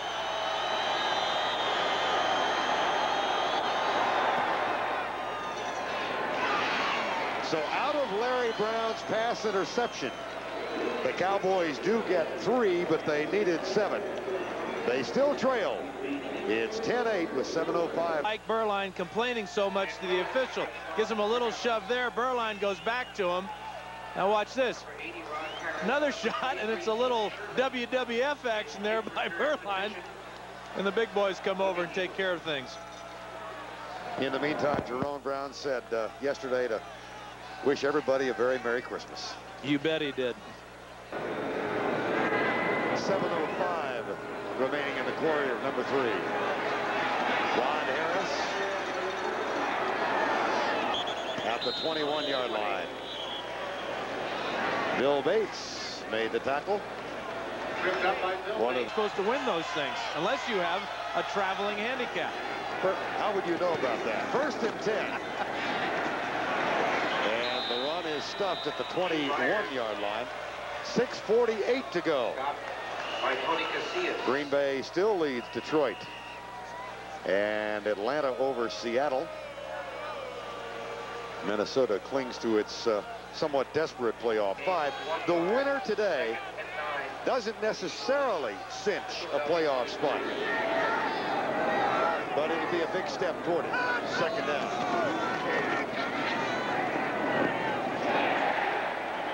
That pass complete to Keith Jackson. That's his 1st of the game. And Kotite told us yesterday, we have to get Keith Jackson involved in the game more because he's such a dominant player. Heads up move here, just finding the area between the linebackers, and Kemp delivers a good pass. But Jackson's one of those type of guys that if his level of play rises, he brings the entire team with him. Richie Kotite, his team now with a 1st down and 10. 5:40 remaining in the 1st half. 3rd down, quarter play. Whoa, boy! The blitz got Kemp. Ken Norton. And he timed that perfectly. He timed it so well, the officials didn't see that he was offsides. Here he is, number 50. Check it out. Here he is right in here. Watch the timing here as he comes up. I had it right the first time there, right between the center and guard tackle. Center and guard spot for the sack on Kemp. That is the 4th sack on Jeff Kemp. And a couple of them have really haven't been in pass attempts.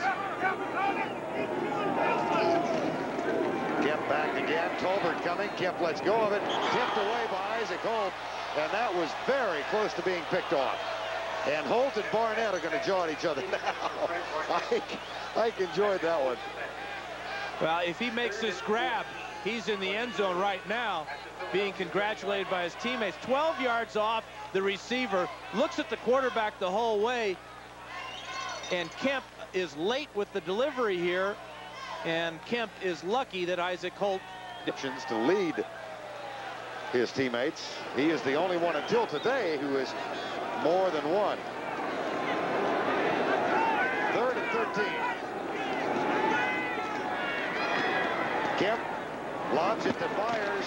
Hit and driven down at the 29. It'll be 4th down. Robert Williams leads the way, and Ken. Jeff Fiegels will punt for the 5th time. Martin at the 40.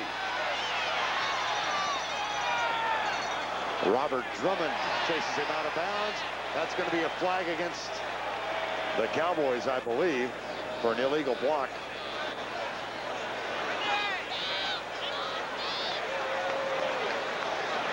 That's a Dallas penalty. And play it. That does not include the 49ers game yesterday, but only one thus far. 10-8. 4:16 to go, 3rd quarter. Berline back. Right side for Urban. Hit from behind. There's the flag. And it was Alvin Harper, the intended receiver. And they flagged Isaiah Jenkins, number 46. Talk about penalties. Bingo. Yeah. This was an easy one to call. The ball was thrown high, and it's questionable whether he could have. We have defensive pass interference, number 46, 1st down.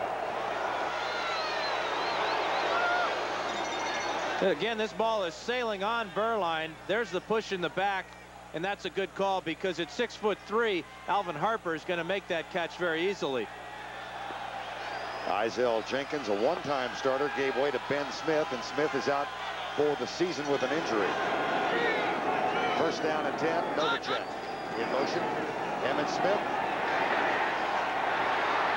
That's his 18th carry of the ball game, and pushes him across 50 yards for the day.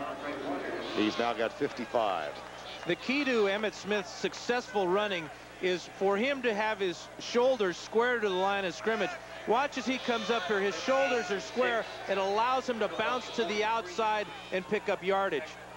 Again, it's the lead draw behind Darrell Johnston. Nice block on the outside by Novacek as he ties up Seth Joyner. Second down and short. Smith told us last night he thought he'd be involved in the passing game today, too. Thus far, he has not got a catch. There's a safety blitz, and it's tipped away by Byron Evans, who went back to help cover Jay Novacek. And Andre Waters coming on the strong safety blitz. And the key, Vern, is Evans got 15 yards deep in the secondary to make that play. Watch Evans, 56, get back here on his coverage. This is very unique for a middle linebacker to have that athletic ability. Dallas, a rather anemic 3 of 13 on third downs today. 3rd and 4. They trail by 2. Berline left side. Incomplete, intended for Irvin. That's the most he's had in a single game this year. And that is a good one. Except it takes an eagle roll and bounces. Frustrated because he has had to kick with the wind at his back, but not high up in the air like that, where it's in his face. 3:27 to go, quarter number 3. And there was a loud boom from somewhere that reverberated through the stadium. Here's Joseph getting to the outside and cut down as he nears the 25-yard line by Larry Brown. That's a gain of 24.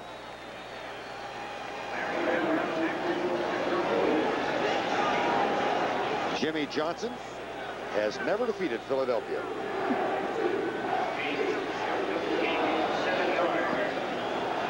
We saw Byron Evans limping earlier, getting a fresh tape job on the sidelines. Might have tweaked that ankle. That's not a full twist. That's just a tweak. The difference there. Second down. 10-8. Eagles going after their 7th consecutive win. Joseph. First down, Eagles at the 30-yard line. And Joseph is 10 Eagles. 2:15 to go, quarter number 3.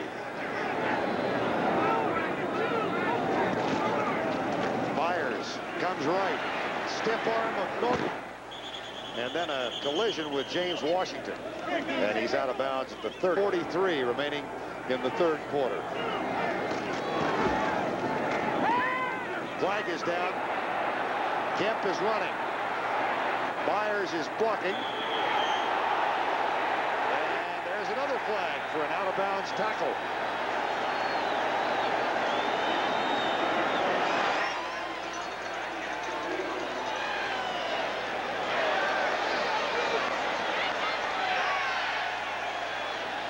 Well, personal foul on Dallas, but will they be offsetting? Bernie's getting the first call now, the first flag on the play. And we'll check out what this one is.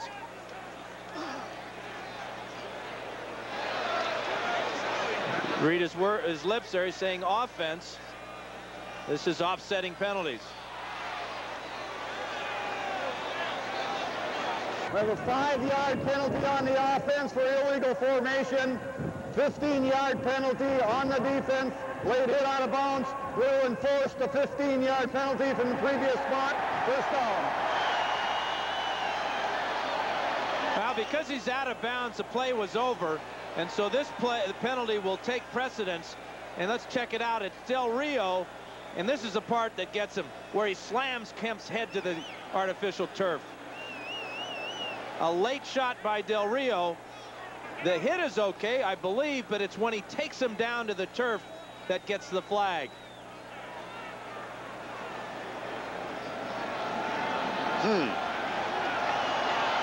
At any rate, Jack Del Rio gets the flag. First down at the 45. Kemp. Barnett at the Cowboy 48-yard line. Dixon Edwards. 10-8. Cardinals, the Eagles lead it. There's the second time they have cut through and gotten Kemp in this half.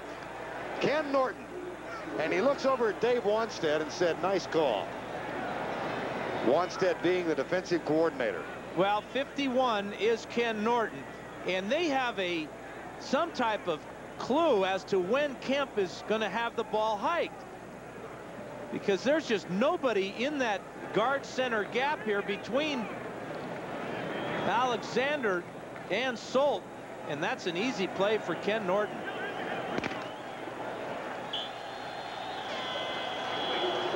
That's the end of the third quarter with our score. The Philadelphia Eagles 10, the Cowboys 8. Right at midfield. And Jeff Kemp looking into the eyes of a Cowboy defense that has sacked him 5 times. They had only 17 sacks coming in the first 14 games of the year. Out of the shotgun. Kemp up. He's down for the 6th. Well, how about this? In the first game, the Eagles sacked Aikman 11 times. In the rematch, this very undersized Dallas defense now has 6 sacks. And this is really a sack, because this is a pass attempt. Russell Maryland's going to pick up his 5th sack of the year, and he just didn't start playing until a couple of weeks ago. Now with the wind behind him, Jeff Fiegel's on to punt. Kelvin Martin waits at the 10.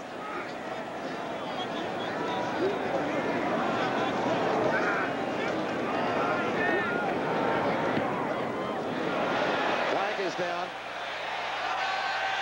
Martin at the 15. Got a lot of room. There is a flag down, and Isaac Holt with the block.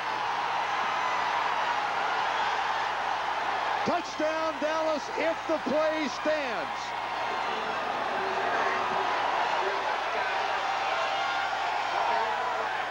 And that is the key. What is the penalty? The officials are still sorting it out. Robert Drummond has been hurt on the play off the block from Isaac Holt, and we have no indication yet. 85 yards for Kelvin Martin if it stands. It stands. Formation on the kicking team. Penalty declined. Touchdown. Johnson knew he was going to have help from his special teams. First of all, watch the great catch here by Martin. And then straight up the field, picks his way. But the great block right about here on Drummond from Holt. Number 30, he tries to take Drummond's head off. But a great catch by Martin. And the Cowboys have a huge touchdown. There's the block by Holt. That's a cheap shot to the head. Should be penalized for it. But he wasn't, and Martin's in for the 6th. Wes Hopkins of the Eagles just paid a $7,500 fine for a similar shot at a Houston wide receiver. Willis's extra point just does limp through.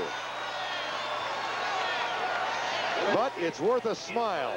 Kelvin Martin, 85 yards. Key block, Isaac Holt. And the straightest, the quickest way between 2 points, or the shortest way, is a straight line. Basically, that's all Martin does. Right about here, Isaac Holt gets his attention and says, come on over here, trouble's coming. From the left, here comes Drummond. There's Holt. He picks him off, clear sailing the rest of the way. Despite an ineffective day thus far for Steve Berline, Maurice Johnson and his first touchdown. Special teams the difference. Kelvin Martin, 85 yards for a punt return and the touchdown. And here is the tackle made on the kickoff of Rod Harris at the 26. Well, Kelvin Martin was the leading receiver for the Cowboys until he gave way this year. He kind of become the number 3 man.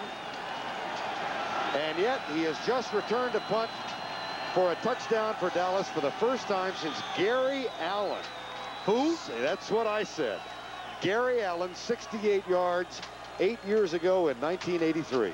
And remember, the Cowboys got 2 points on a safety, so their special teams has provided 8 points for them. 14:08 to go. Backs are split behind Jeff Kemp. Joseph gets by Jeffco. And then is tackled at the 33-yard line. Ray Horton makes the stop. Well, the Lions playing Green Bay. Let's find out what's happening in that one. Here's Greg. All right, Vern, at Lambeau Field, the Lions win and they're in the playoffs. They've gotten 2 Eric Kramer to Robert Clark touchdowns and this 78-yard punt return by Mel Gray. 9.5 to play in the fourth quarter, and the Lions lead the Packers 21-10. Vern. And a Detroit victory, Greg. They are in the playoffs. They lose the tiebreaker to Chicago for the division if they both win next week, but they will be in the playoffs with a victory today. Second down.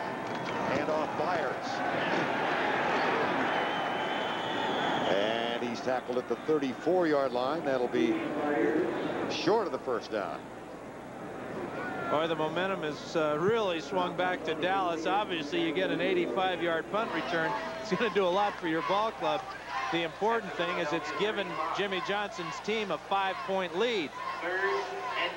This is a Dallas team that was 1-15 in Johnson's first year. 7-9 last year with a similar opportunity. Win the last 2 and get in the playoffs. They didn't. They were playing then without Troy Aikman. And how about Philadelphia on third downs? 1 of 10 today. They have a 3rd and 2 here. And they will go from the shotgun. Toss to Byers. Sweep right.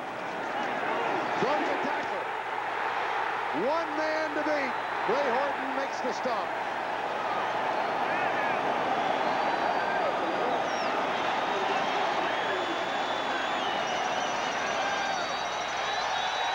Well, this is why Keith Byers was drafted so highly by the Eagles. This type of play. Watch again. No one man, not even Russell Maryland, can bring him down. Isaac Holt grabs him high. No way there. This is the way you bring him down. You got to get down by those wheels. Take him out. Big third down conversion for Philadelphia. Gain of 29 on that play. Season high of 77 yards for Byers for the day. 1st and 10. With 12:04 remaining in the ball game. Kemp. Clock. At the 29, Calvin Williams.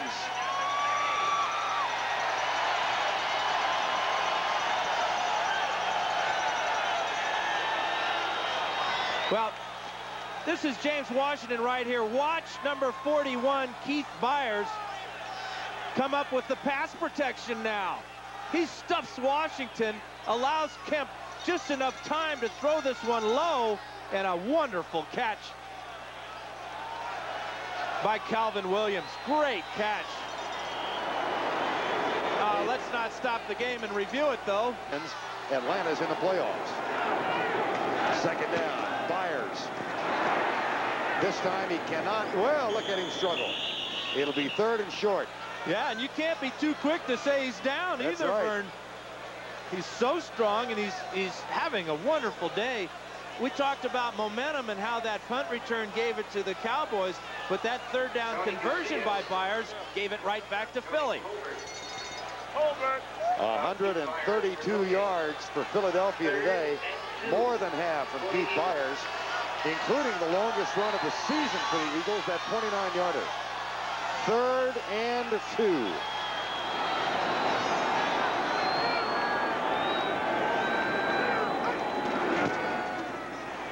No. Jim Jeffcoat, who in a similar circumstance back in week 4 against the Giants made a big 3rd down play on Rodney Hampton and forced a field goal. In terms of service, the oldest player on the Cowboys. Well, watch Jeffcoat right here come across the line of scrimmage. This is 41 Byers again, and Byers is going to be surprised at the strength and power of number 77 as he destroys the block and makes the tackle. From 47 yards out, Roger Ruzek to cut into the lead. Yes.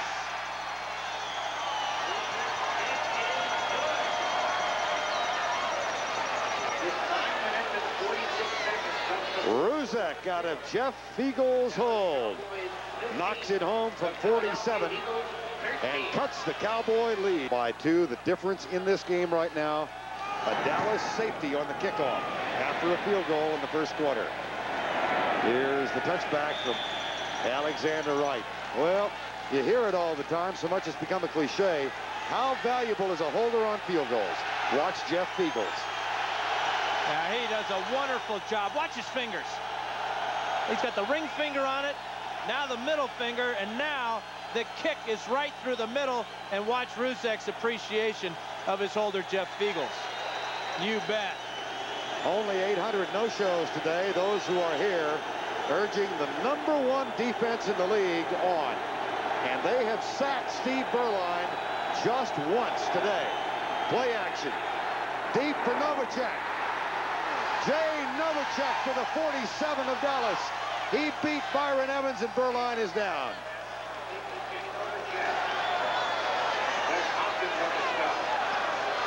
Berline was racked up by Clyde Simmons, but let's take a look at why Novacek is so wide open. The play-action pass has been a big part of the day for the Cowboy offense. This is a man who's got Novacek down the middle. Watch as he bites on the fake and allows Novacek to get wide open in the secondary. Under 9 minutes remaining, 33 yards on the play. Darrell Johnston in motion. Emmitt Smith. Maybe one.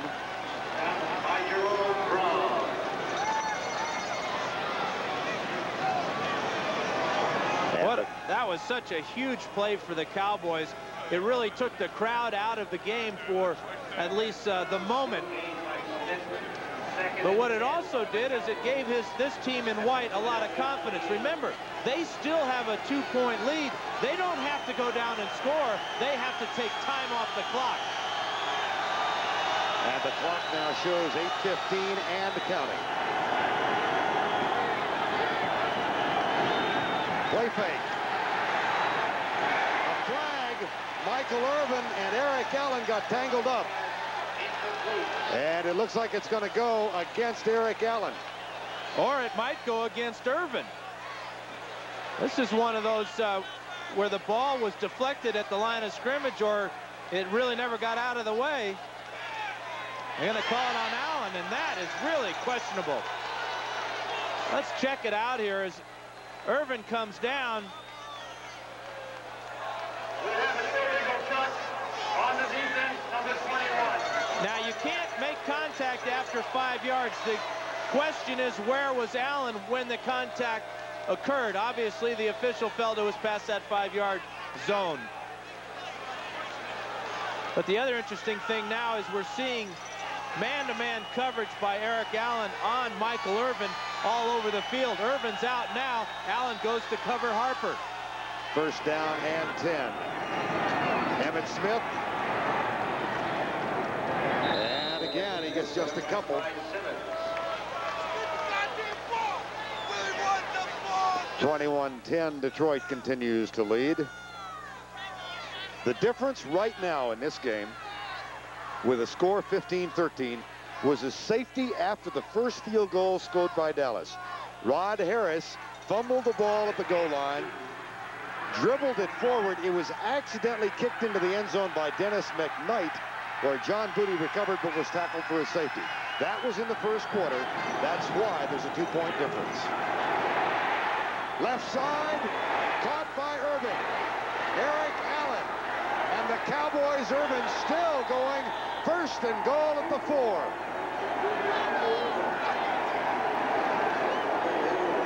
He labels himself as the playmaker, and all year long, Michael Irvin has come up with big plays. Single coverage on the outside, an all-out blitz by the Eagles.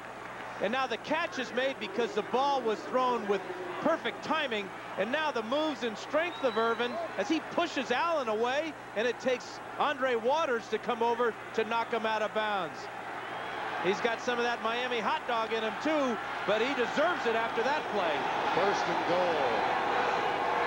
Dallas up by 2. Emmitt Smith. This is a Philadelphia Eagle defense, #1 against the rush, #1 against the pass.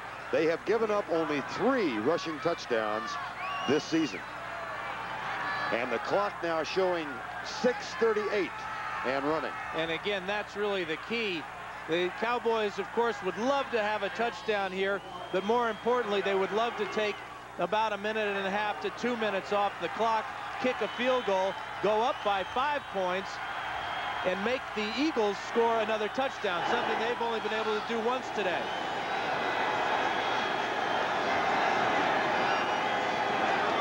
Play fake. Berline in trouble. Incomplete.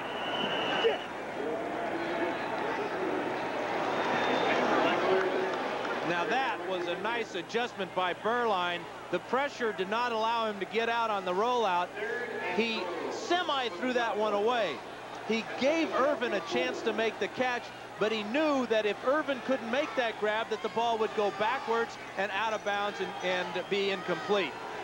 Heads up play by Steve Berline. 3rd and goal from the 4. 6:07 to go in the game. Dallas leading by 2. That incomplete pass, though, did stop the clock. Berline. Touchdown, Dallas. Michael Irvin's 7th of the year.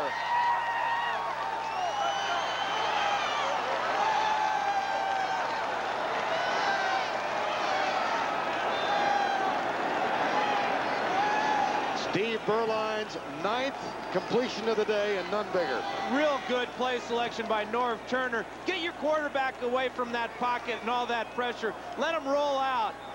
And then Irvin just stops 1 yard deep in the end zone and makes the grab. The biggest touchdown reception of his career. And he's already had quite a few big ones. Willis out of Novacek's hold. Dallas with an 85-yard punt return from Kelvin Martin. And a fine drive culminated in that touchdown catch from Michael Irvin. They are trying to end a 9-game losing streak to Philadelphia.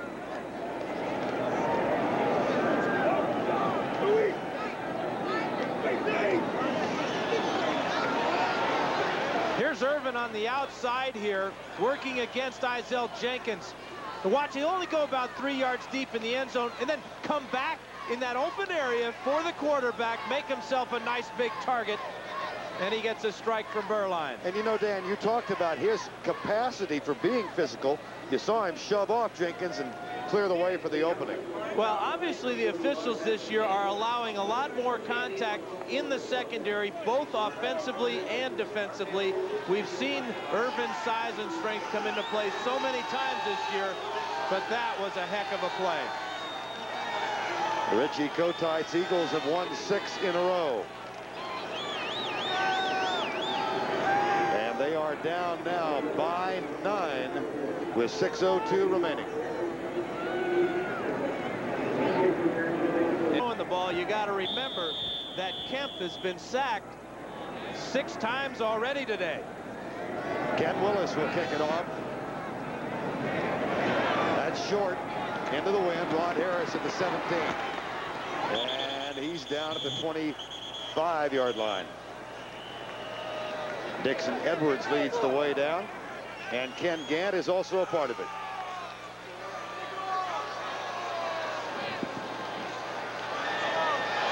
Dixon Edwards. Jeff Kemp, 14 of 28 for 126. But he many big plays in this second half, and even in this fourth quarter, that pass to Novacek that got the Cowboys started on that drive is as big as anyone. Take a half an hour to recap the last few minutes. Here's Kemp. Out to the 38-yard line is tight end Keith Jackson. You think back, Kelvin Martin returns the punt 85 yards. The Eagles come right back at a 29-yard run from Keith Byers to set up a field goal. The Eagles cannot afford to go back in the huddle to call plays now. They've got to go to a no-huddle offense. I'm not sure Kemp is comfortable with one at this point. They need 2 scores. Almost bobbled out. Comes left. Almost picked off by Dixon Edwards, intended for the tight end Keith Jackson. Edwards, who has returned 1 interception this season for a touchdown. And I go back to my conversation with Dave Wanstedt, the defensive coordinator for Dallas before the game.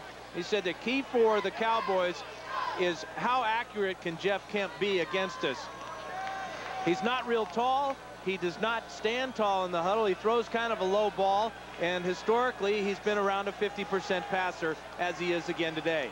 He's right on it, 15 of 30. Dallas at home against Atlanta next week. Philadelphia here against the Redskins. Jackson.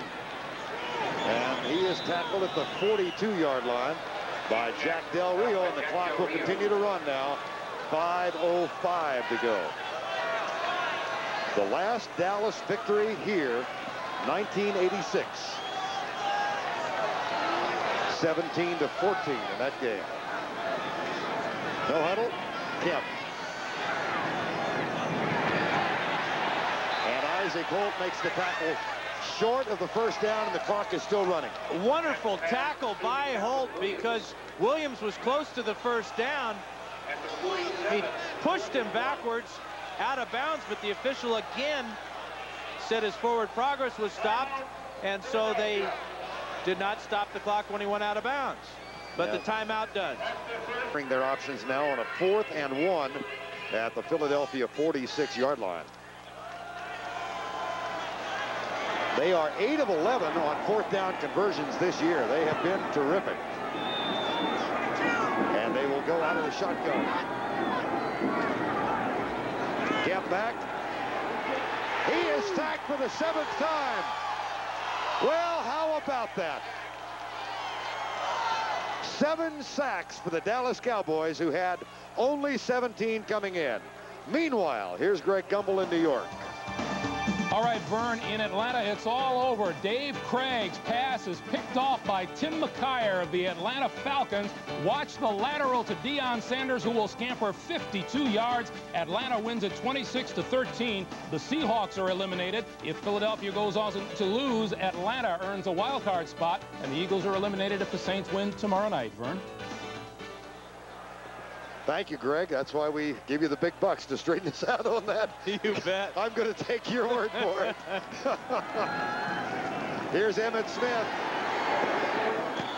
And he is out of bounds, stopping the clock at the 27-yard line. Well, this is a Cowboy team defensively, Dan, that had only 17 sacks and 10 interceptions coming in. 7 sacks at Jeff Kemp today and 2 interceptions. Well, they say the payback is a real rough thing, right? Yeah, that's roughly how they say it. Well, they are paying the Eagles back for those 11 sacks back in September.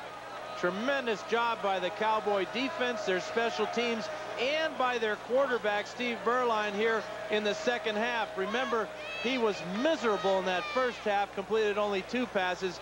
He's been 7 of 14 here in the second half. And 2 big plays of 33 and 36, respectively, to Novacek and Michael Irvin, setting up the touchdown. And now the clock shows 4:25 remaining in the game. Emmitt Smith, that's his 23rd carry. And the clock down to 4:17. Don't forget the Giants at Washington. And most of you will see that. Others will watch Phoenix at Denver, the doubleheader coming up shortly. Now, a loss today does not necessarily eliminate Philadelphia. No, but it sets up a heck of a battle next week here in Veterans Stadium between the Eagles and the Redskins. Another traditional NFC East battle.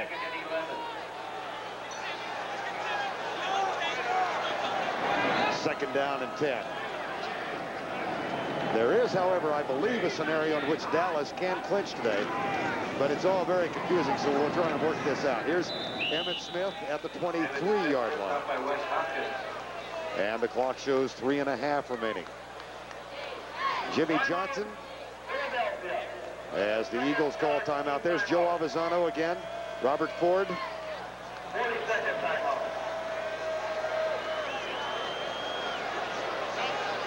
Now, we have been in contact with our multitude of sources. If Dallas wins this game, and if the Detroit Lions win their game, then because of all the tiebreakers involved, Dallas is in the playoffs. And who would ever have predicted that for Dallas or for Atlanta? Right. And you have the Giants sitting at home. Detroit leading when last we heard, but Green Bay has narrowed the margin, 21-17. I had a friend, a late friend named Steve Perkins, who was a sports writer for the Dallas Times-Herald. And about this time of the year, every year he'd say, look, don't confuse me with all those explanations. Monday after the season's over, somebody's going to call me and tell me who's in and what game I'm covering. That's what I'm counting on, partner. Here's Evan Smith at the 20-yard line. Now, will Jimmy Johnson go for the field goal here, risk a block and a return for a touchdown, or will he continue to pound the ball on the ground and take time off the clock? With a 9-point lead here, I would just, he's going to go for the field goal. I'm not so sure that's a good call, but he's got to have confidence in Willis's ability from this range. Well, there may be some folks who recall that Ken Willis has had 3 blocked this year. 2:50 remaining. Novacek will hold. A 37-yard field goal effort for Ken Willis. That might, however, do it. Jimmy Johnson obviously thinks so. Well, and you get those points at this time. Remember, points do figure in the tie-breaking process. When regular drills hold you. In the last 4 games, the kickoff coverage teams for the Cowboys have yielded an average of only 13 yards. And it's because Avizano has his kicker. Willis kicked the angle kickoff high and to one side of the field. The Cowboys load up on that side with their coverage people. It's been terrifically successful for them. 2:40 remaining. Well, this has been a series of streaks. They go back, of course, to the early 60s when they started meeting. And here is Willis with the kickoff. And it's very short, taken at the 27, and Harris is come down again at the 31-yard line. We've talked a lot today about the fact that Philadelphia had won the last 8, 9 if you throw out the strike game. During a period from 67 to 78, the Cowboys defeated the Philadelphia Eagles 21 out of 23 times. Richie Kotite, Jim McMahon were not a part of all that, of course. Nor was Steve Berline, who came back strong in the second half, and his team has a 25-13 edge. Kemp. Myers. And the clock winds down to 2:21 remaining.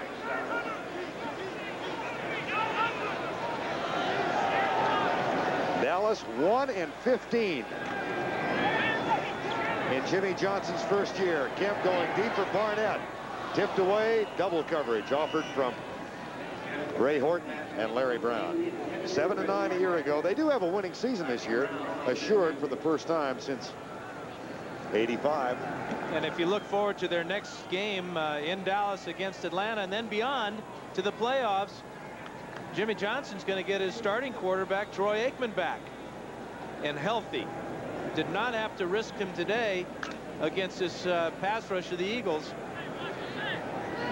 They've only been able to come up with 1 sack on Berline. So a good game plan by Norv Turner and wonderful execution by that offensive line led by Nate Newton. Oh, boy. Billy Bates. Almost got it. Jim Jeffcoat with the pressure. 25-13. Philadelphia has the ball, but they only have 1 timeout left, and they're facing a 4th down. 25-13 Dallas. They trailed 10-5 at the half. Big plays, there have been a ton, but none bigger than a punt return of 85 yards by Kelvin Martin that gave Dallas a second-half lead, and then Michael Irvin's touchdown catch from Steve Berline on 3rd and goal from the 4. And the thing about Jimmy Johnson, he's been saying that this is a playoff team all along, from training camp right through the entire season, and nobody was believing him. I think his players believed him half-heartedly. Now they know for sure. 4th and 5. Kemp back. Right side incomplete. Dallas takes over and will kill the clock. let us reiterate what we checked with the Dallas Public Relations staff. It is their understanding, having checked with the league office, that a Dallas victory today, coupled with a Detroit victory today, puts Dallas in the playoffs. The reason I leave a disclaimer there is that is the information we were given by the Cowboys. They were careful enough because it means so much to check, but there are some who are saying, not so fast, Gonzalez. So, at any rate, it's a huge step. Well, it really puts them in wonderful shape going against Atlanta next week, who may not be playing as hard because they are already in the playoffs. And, of course, the Cowboys would love to pay back the Falcons for what they did to them last year, knocking them out of the playoffs then. Exactly. 1:51 remaining here. There's the hero of the game on the right, Kelvin Martin, and here's Greg Gumbel. All right, Vern, at Washington, Mark Rippon to Gary Clark. Some pretty sloppy tackling by the New York Giants, and it ends up a 65-yard touchdown. Gary Clark. 7-0 Washington. Make it 7-3 first quarter. All right, Greg, thank you. 25-13 here. Last victory for a Dallas team in this stadium, 1986.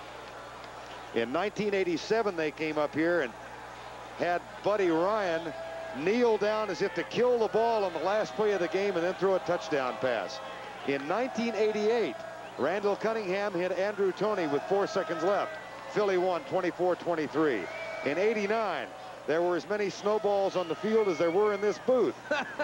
And in 1990, the Eagles won 17-3. But today, the Dallas Cowboys have ended the streak, and they will win this one. And in a year of significant wins for Jimmy Johnson, this one has to rank at the very top. Coming into the vet and beating the Eagles with a playoff spot on the line. And very prophetic, talking to us before the game, saying that special teams and the avoidance of bad plays, turnovers and sacks, the Cowboys have made their coach a real fortune teller. The Cowboys have now gone 15 quarters with no interceptions and no fumbles. Last turnover was in the first quarter of the big win at Washington on November 24th. Today's game was produced by Mark Wolf and directed by Larry Cavallina. The NFL Today was produced by Eric Mann and directed by Duke Strutt. The senior producer of the NFL on CBS is Ed Gorin. And the executive producer is Ted Shaker. Eagles have got to look forward to next week against the Redskins. That will be a battle. We talked to Joe Bugle, the Phoenix head coach, a couple weeks ago, looking forward to that game. He says that's the one where they have the body bags on the sidelines because they'll be carrying bodies out of that fray.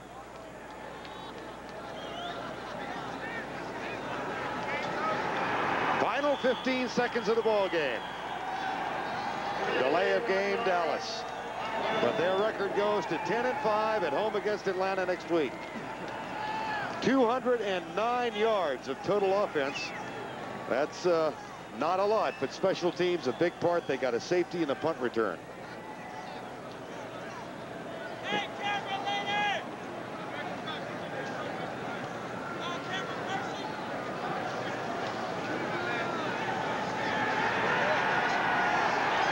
So, Vern, can you tell me again a little bit about who's in and who's not in this playoff deal? Not so fast, Carlson. We are now told, and again, I mentioned the fact that the Cowboy public relations staff had told us a Dallas win and a Detroit win puts Dallas in. We are now being told that the NFL staff is reviewing to make sure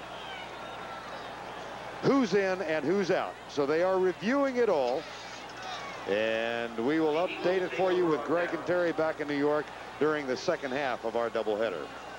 So we passed along information that we were given and were assured that it had been cleared with the NFL office. And now we're told, well, maybe not. So we're checking that out. Well, after further review, Vern, I'm sure we'll get the definitive picture.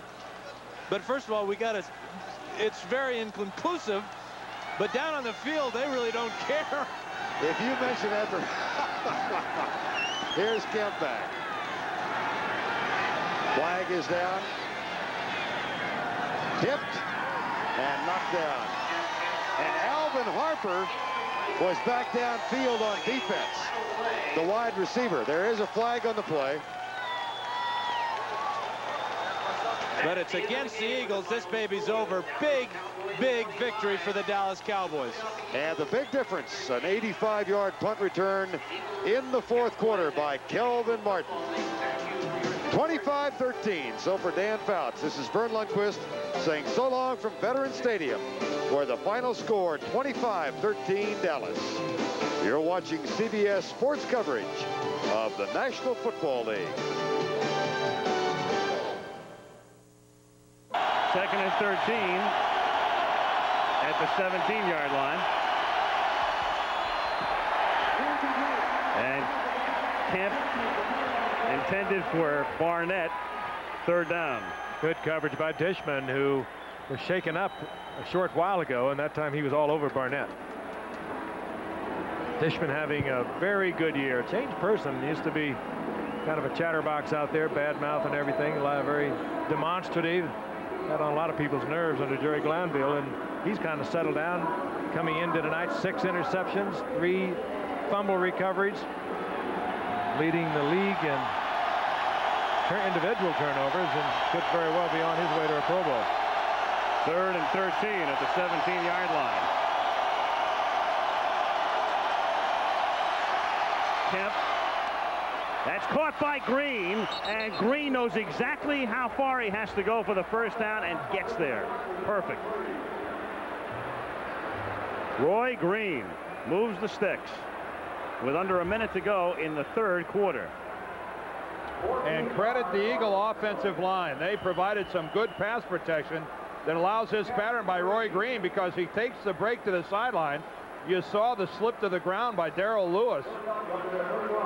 And Richard Johnson has to come over and make the play, but that's why Green is so wide open, and a masterful job of staying in bounds. Good body control. 1st and 10 at the 31-yard line. Kemp deep into traffic, and Barnett was double covered. Bo Orlando was back there and had help as well from Richard Johnson. 20 seconds remaining now in the 3rd quarter. You see the coverage coming over from the inside. Orlando, number 26, and Jeff a little late with the delivery, and he just couldn't get that ball out there far enough, but just good coverage too. Look how close Still Barnett almost caught the ball. Yeah, look how close he comes to catching the ball, almost reminiscent of Mark Clayton last week in the 2 weeks ago, I guess, in the Miami-Chicago game, where he caught that ball flat on his back that ultimately won it for the Dolphins. 2nd and 10 at the 31-yard line. Over the middle. Catch is made by Keith Jackson. He takes it up to the 39-yard line. Al Smith makes the hit. That's going to end the 3rd quarter. And smart of the Eagles here, guys, to start utilizing this guy, Keith Jackson. A good target for a quarterback like Kemp. End of the 3rd quarter. 10-6 Philly. Back we come with Monday Night Football after this word from our ABC station. Japan, outsmarting America, bombarding our best universities, buying scientific breakthroughs we may never see. On 2020. Friday. Tuesday, it was their big chance. Men stay in one hotel, women in another. There'll be chaperones with us every minute we're in Hollywood. You don't think there are good chaperones in Hollywood? Oh, you read as well as I do the kind of things they do out there. Share the lives on the home front, Tuesday. Coming up after football, Scott Palmer live from the Eagles locker room. Why will Bobby Bonilla be in the Phillies locker room? We'll see after Monday Night Football tonight. Chase Manhattan and ABC Sports present your ticket to Monday Night Football. You could win a trip to a Monday night game or a wild card playoff game, a Norwegian Cruise Line Super Sport football cruise, or a new 1992 Mercury Sable. To play, stop by Pizza Hut or a Lincoln Mercury dealer. Plus, win instant prizes and discounts from Pizza Hut and ABC Sports. This sweepstakes presented by Chase Manhattan Visa and MasterCard. What's new, pussycat? Whoa, whoa, whoa. What's new? My new 92 Celica. And my 92 Paseo. My new Paseo started under $11,000. It's unbelievable. On my 92 Celica, I got brand new option package savings. Plus a great price from my dealer. We got a great value on a dependable car. We saved big on our 92 Toyotas. Hurry to your Toyota dealer and see what you can save. Whoa, whoa, whoa, whoa. How long does the rain stick around? AccuWeather's answer after football.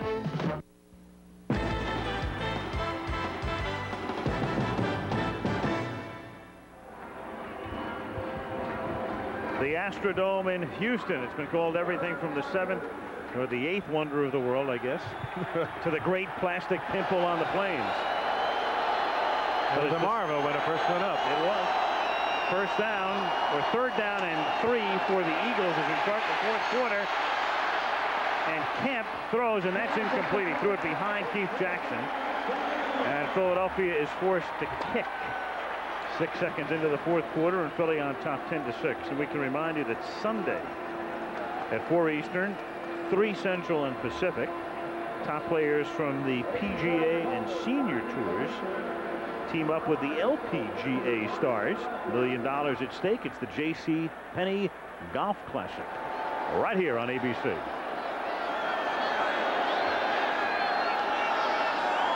Jeff Beagles to punt. Pat Coleman at the 19. And he's out of bounds at the 25-yard line. A 6-yard return.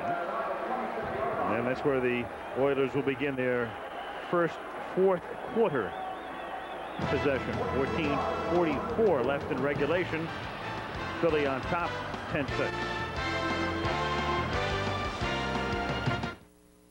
Ironically, as camcorders get smaller and lighter, they've become harder to hold steady. And when your hand shakes, so does the picture. That's why this Panasonic Palmcorder camcorder has digital image stabilization. It can hold the picture steady even when your hand shakes this much. And unlike the other compact camcorder format, the Panasonic Palmcorder is VHS. So its tapes can play in your VHS recorder and the millions of others out there. The VHS Palmcorder from Panasonic.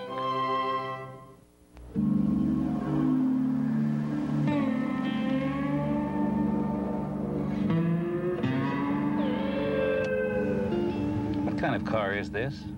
A Sentra. Would you consider selling it? No. Would you sell it for $150,000? Okay. $250. $250, sir, your change. The Nissan Sentra GXE, because rich guys shouldn't have all the fun. Full roast out here. We're 1,000 miles from anywhere. Is that a ship? No one will save us. 3 Miller Genuine Drafts.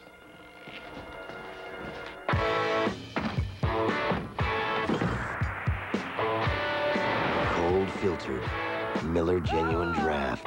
For those who've discovered its real draft taste, the world is a very cool place.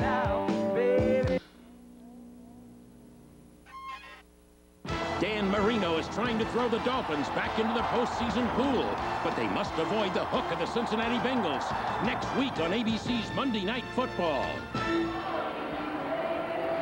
That's right. We were all 17 years old when this game began. We do need a shave by the time this one's over. 10-6, though. Here we are. That's it, Al. Fix that hair. The impersonators. Working on the eyeliner. First down from the 26-yard line as Moon throws incomplete, intended for Haywood Jeffries. Evans covering, and let's take a look at the numbers through 45 minutes of play, including many turnovers for the Oilers, 4 of them. Well, and this makes 10 in the last 2 weeks. They had 6 turnovers last week, 5 Moon interceptions, and 1 fumbled center exchange. And to think that they are trailing by only a point of turnover, that's pretty remarkable. Mm-hmm. You know, and they've sacked Warren Moon tonight 3 times. They'd only given up 14 sacks the entire season, 11 in the last 11 games. Warren Moon had only been sacked 13 times coming into tonight. He's gone down 3 times tonight. On 2nd and 10. Moon hit by White 4. and then tackled by Brown. White on top and then Jerome underneath. I think Jerome will probably get credit for that sack. He got there first, taking the low road. Coming straight up the middle. Lots of talent here wearing the green for the Eagles. Lots of talent. Jerome Brown working from the inside is just remarkable, because ordinarily those are the guys that get the big push and no headlines. But Jerome Brown gets the big push that drives the quarterback out of the pocket into the arms of Reggie White and Clyde Simmons, but he also gets his share of the sacks. I think that's number 9 for Jerome on the Exactly. That's remarkable from the inside. 3rd and 18 from the 18-yard line. They have to get to the 36. Moon's deep pass is a little too deep. Haywood Jeffries reaching out for it, unable to handle it. Eric Allen with the coverage. And Clyde Simmons that time decks Warren Moon as he releases. Allen running right with Haywood Jeffries, even though he had a little jump on him. It was good coverage. That ball would have had to have been thrown just absolutely perfect. Good effort by Jeffries, who's having that superb year we talked about earlier. Look, he gets his hand caught up with Eric Allen. Allen trying to clutch a little bit. Jeffries trying to push off. Montgomery's kick. He angles it away from Harris.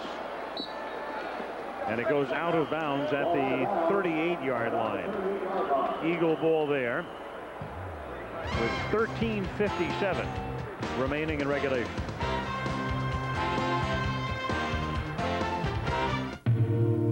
I keep having this dream.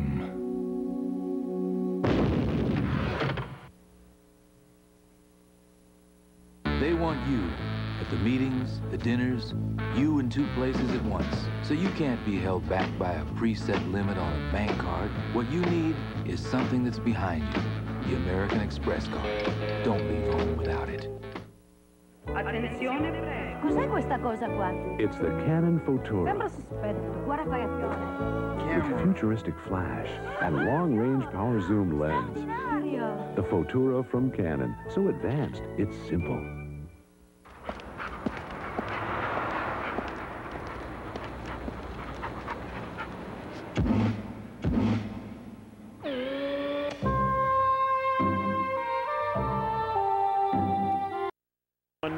In total defense, and I know you read that they were number 1 in all 3 categories rushing as well, but coming into tonight's game, New Orleans had actually passed them in the rushing defense department. By less than a yard a game. Right. Joseph takes it up to the 40-yard line, but the Eagles, the way they're playing tonight, will be number 1 again after this game in all 3 categories. And if they finish number 1 against the rush, the pass, and the total defense, it'll be the first time a team has done that since the Vikings of '75. You know what he's really done? Buddy Ryan was a great collector of talent, but they played in kind of a wild, reckless sort of a way and with low percentage type of defense. But this guy has put some order to this defense, and they are great. Look at that. 167 yards tonight has been the total offensive output of the Oilers. 5 times this year the Eagles have held their opponents to 200 yards or less. Kemp stumbles on the way back, but gets the pass away to Byers, who breaks a tackle and may have the first down because of it. Real close. Richard Johnson was unable to bring him down, and then he gets out to the 47, where it'll either be a first down or 3rd and very short. Oh, they're going to, it looks to me, if the chains are on the opposite side of the field, if this mark is accurate, it's as you can see, short. But again, this side here is eyeballed because the chains are on the far side of the field. So it's 3rd down, less than 1. So this is where you have to hope that the grounds crew made a mistake striping out the field. There's Eddie getting in his short yardage defense. Oilers are all bunched up. Eagles out of the eye. They give it to Joseph, and he picks up the first down. He gets to the 49-yard line. 1st and 10, Philadelphia. That's how you make sure there's no measurement. James Joseph, 6 foot, 222-pound rookie, 7th-round draft pick. Now he's coming off, grabbing at his left leg. And that'll bring on Heath Sherman. Well, Sherman wasn't really expecting to play tonight. Richie Kotite playing to play Joseph and Byers exclusively in the backfield. And Bubba McDowell is also hurt. It has been that kind of a game. It's been a bruising game all night long. Some poking and some stroking going on out there tonight. Always like that with the Eagles. It's never pretty to watch, and they make other teams, even the glamour teams, play a little ugly.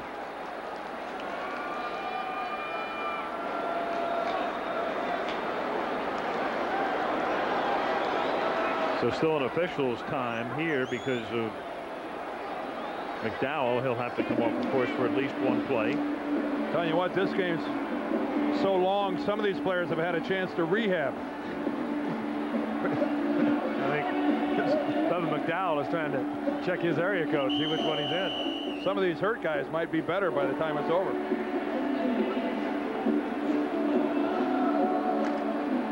Some of these guys are eligible for the pension now. But it's still tight. 10-6.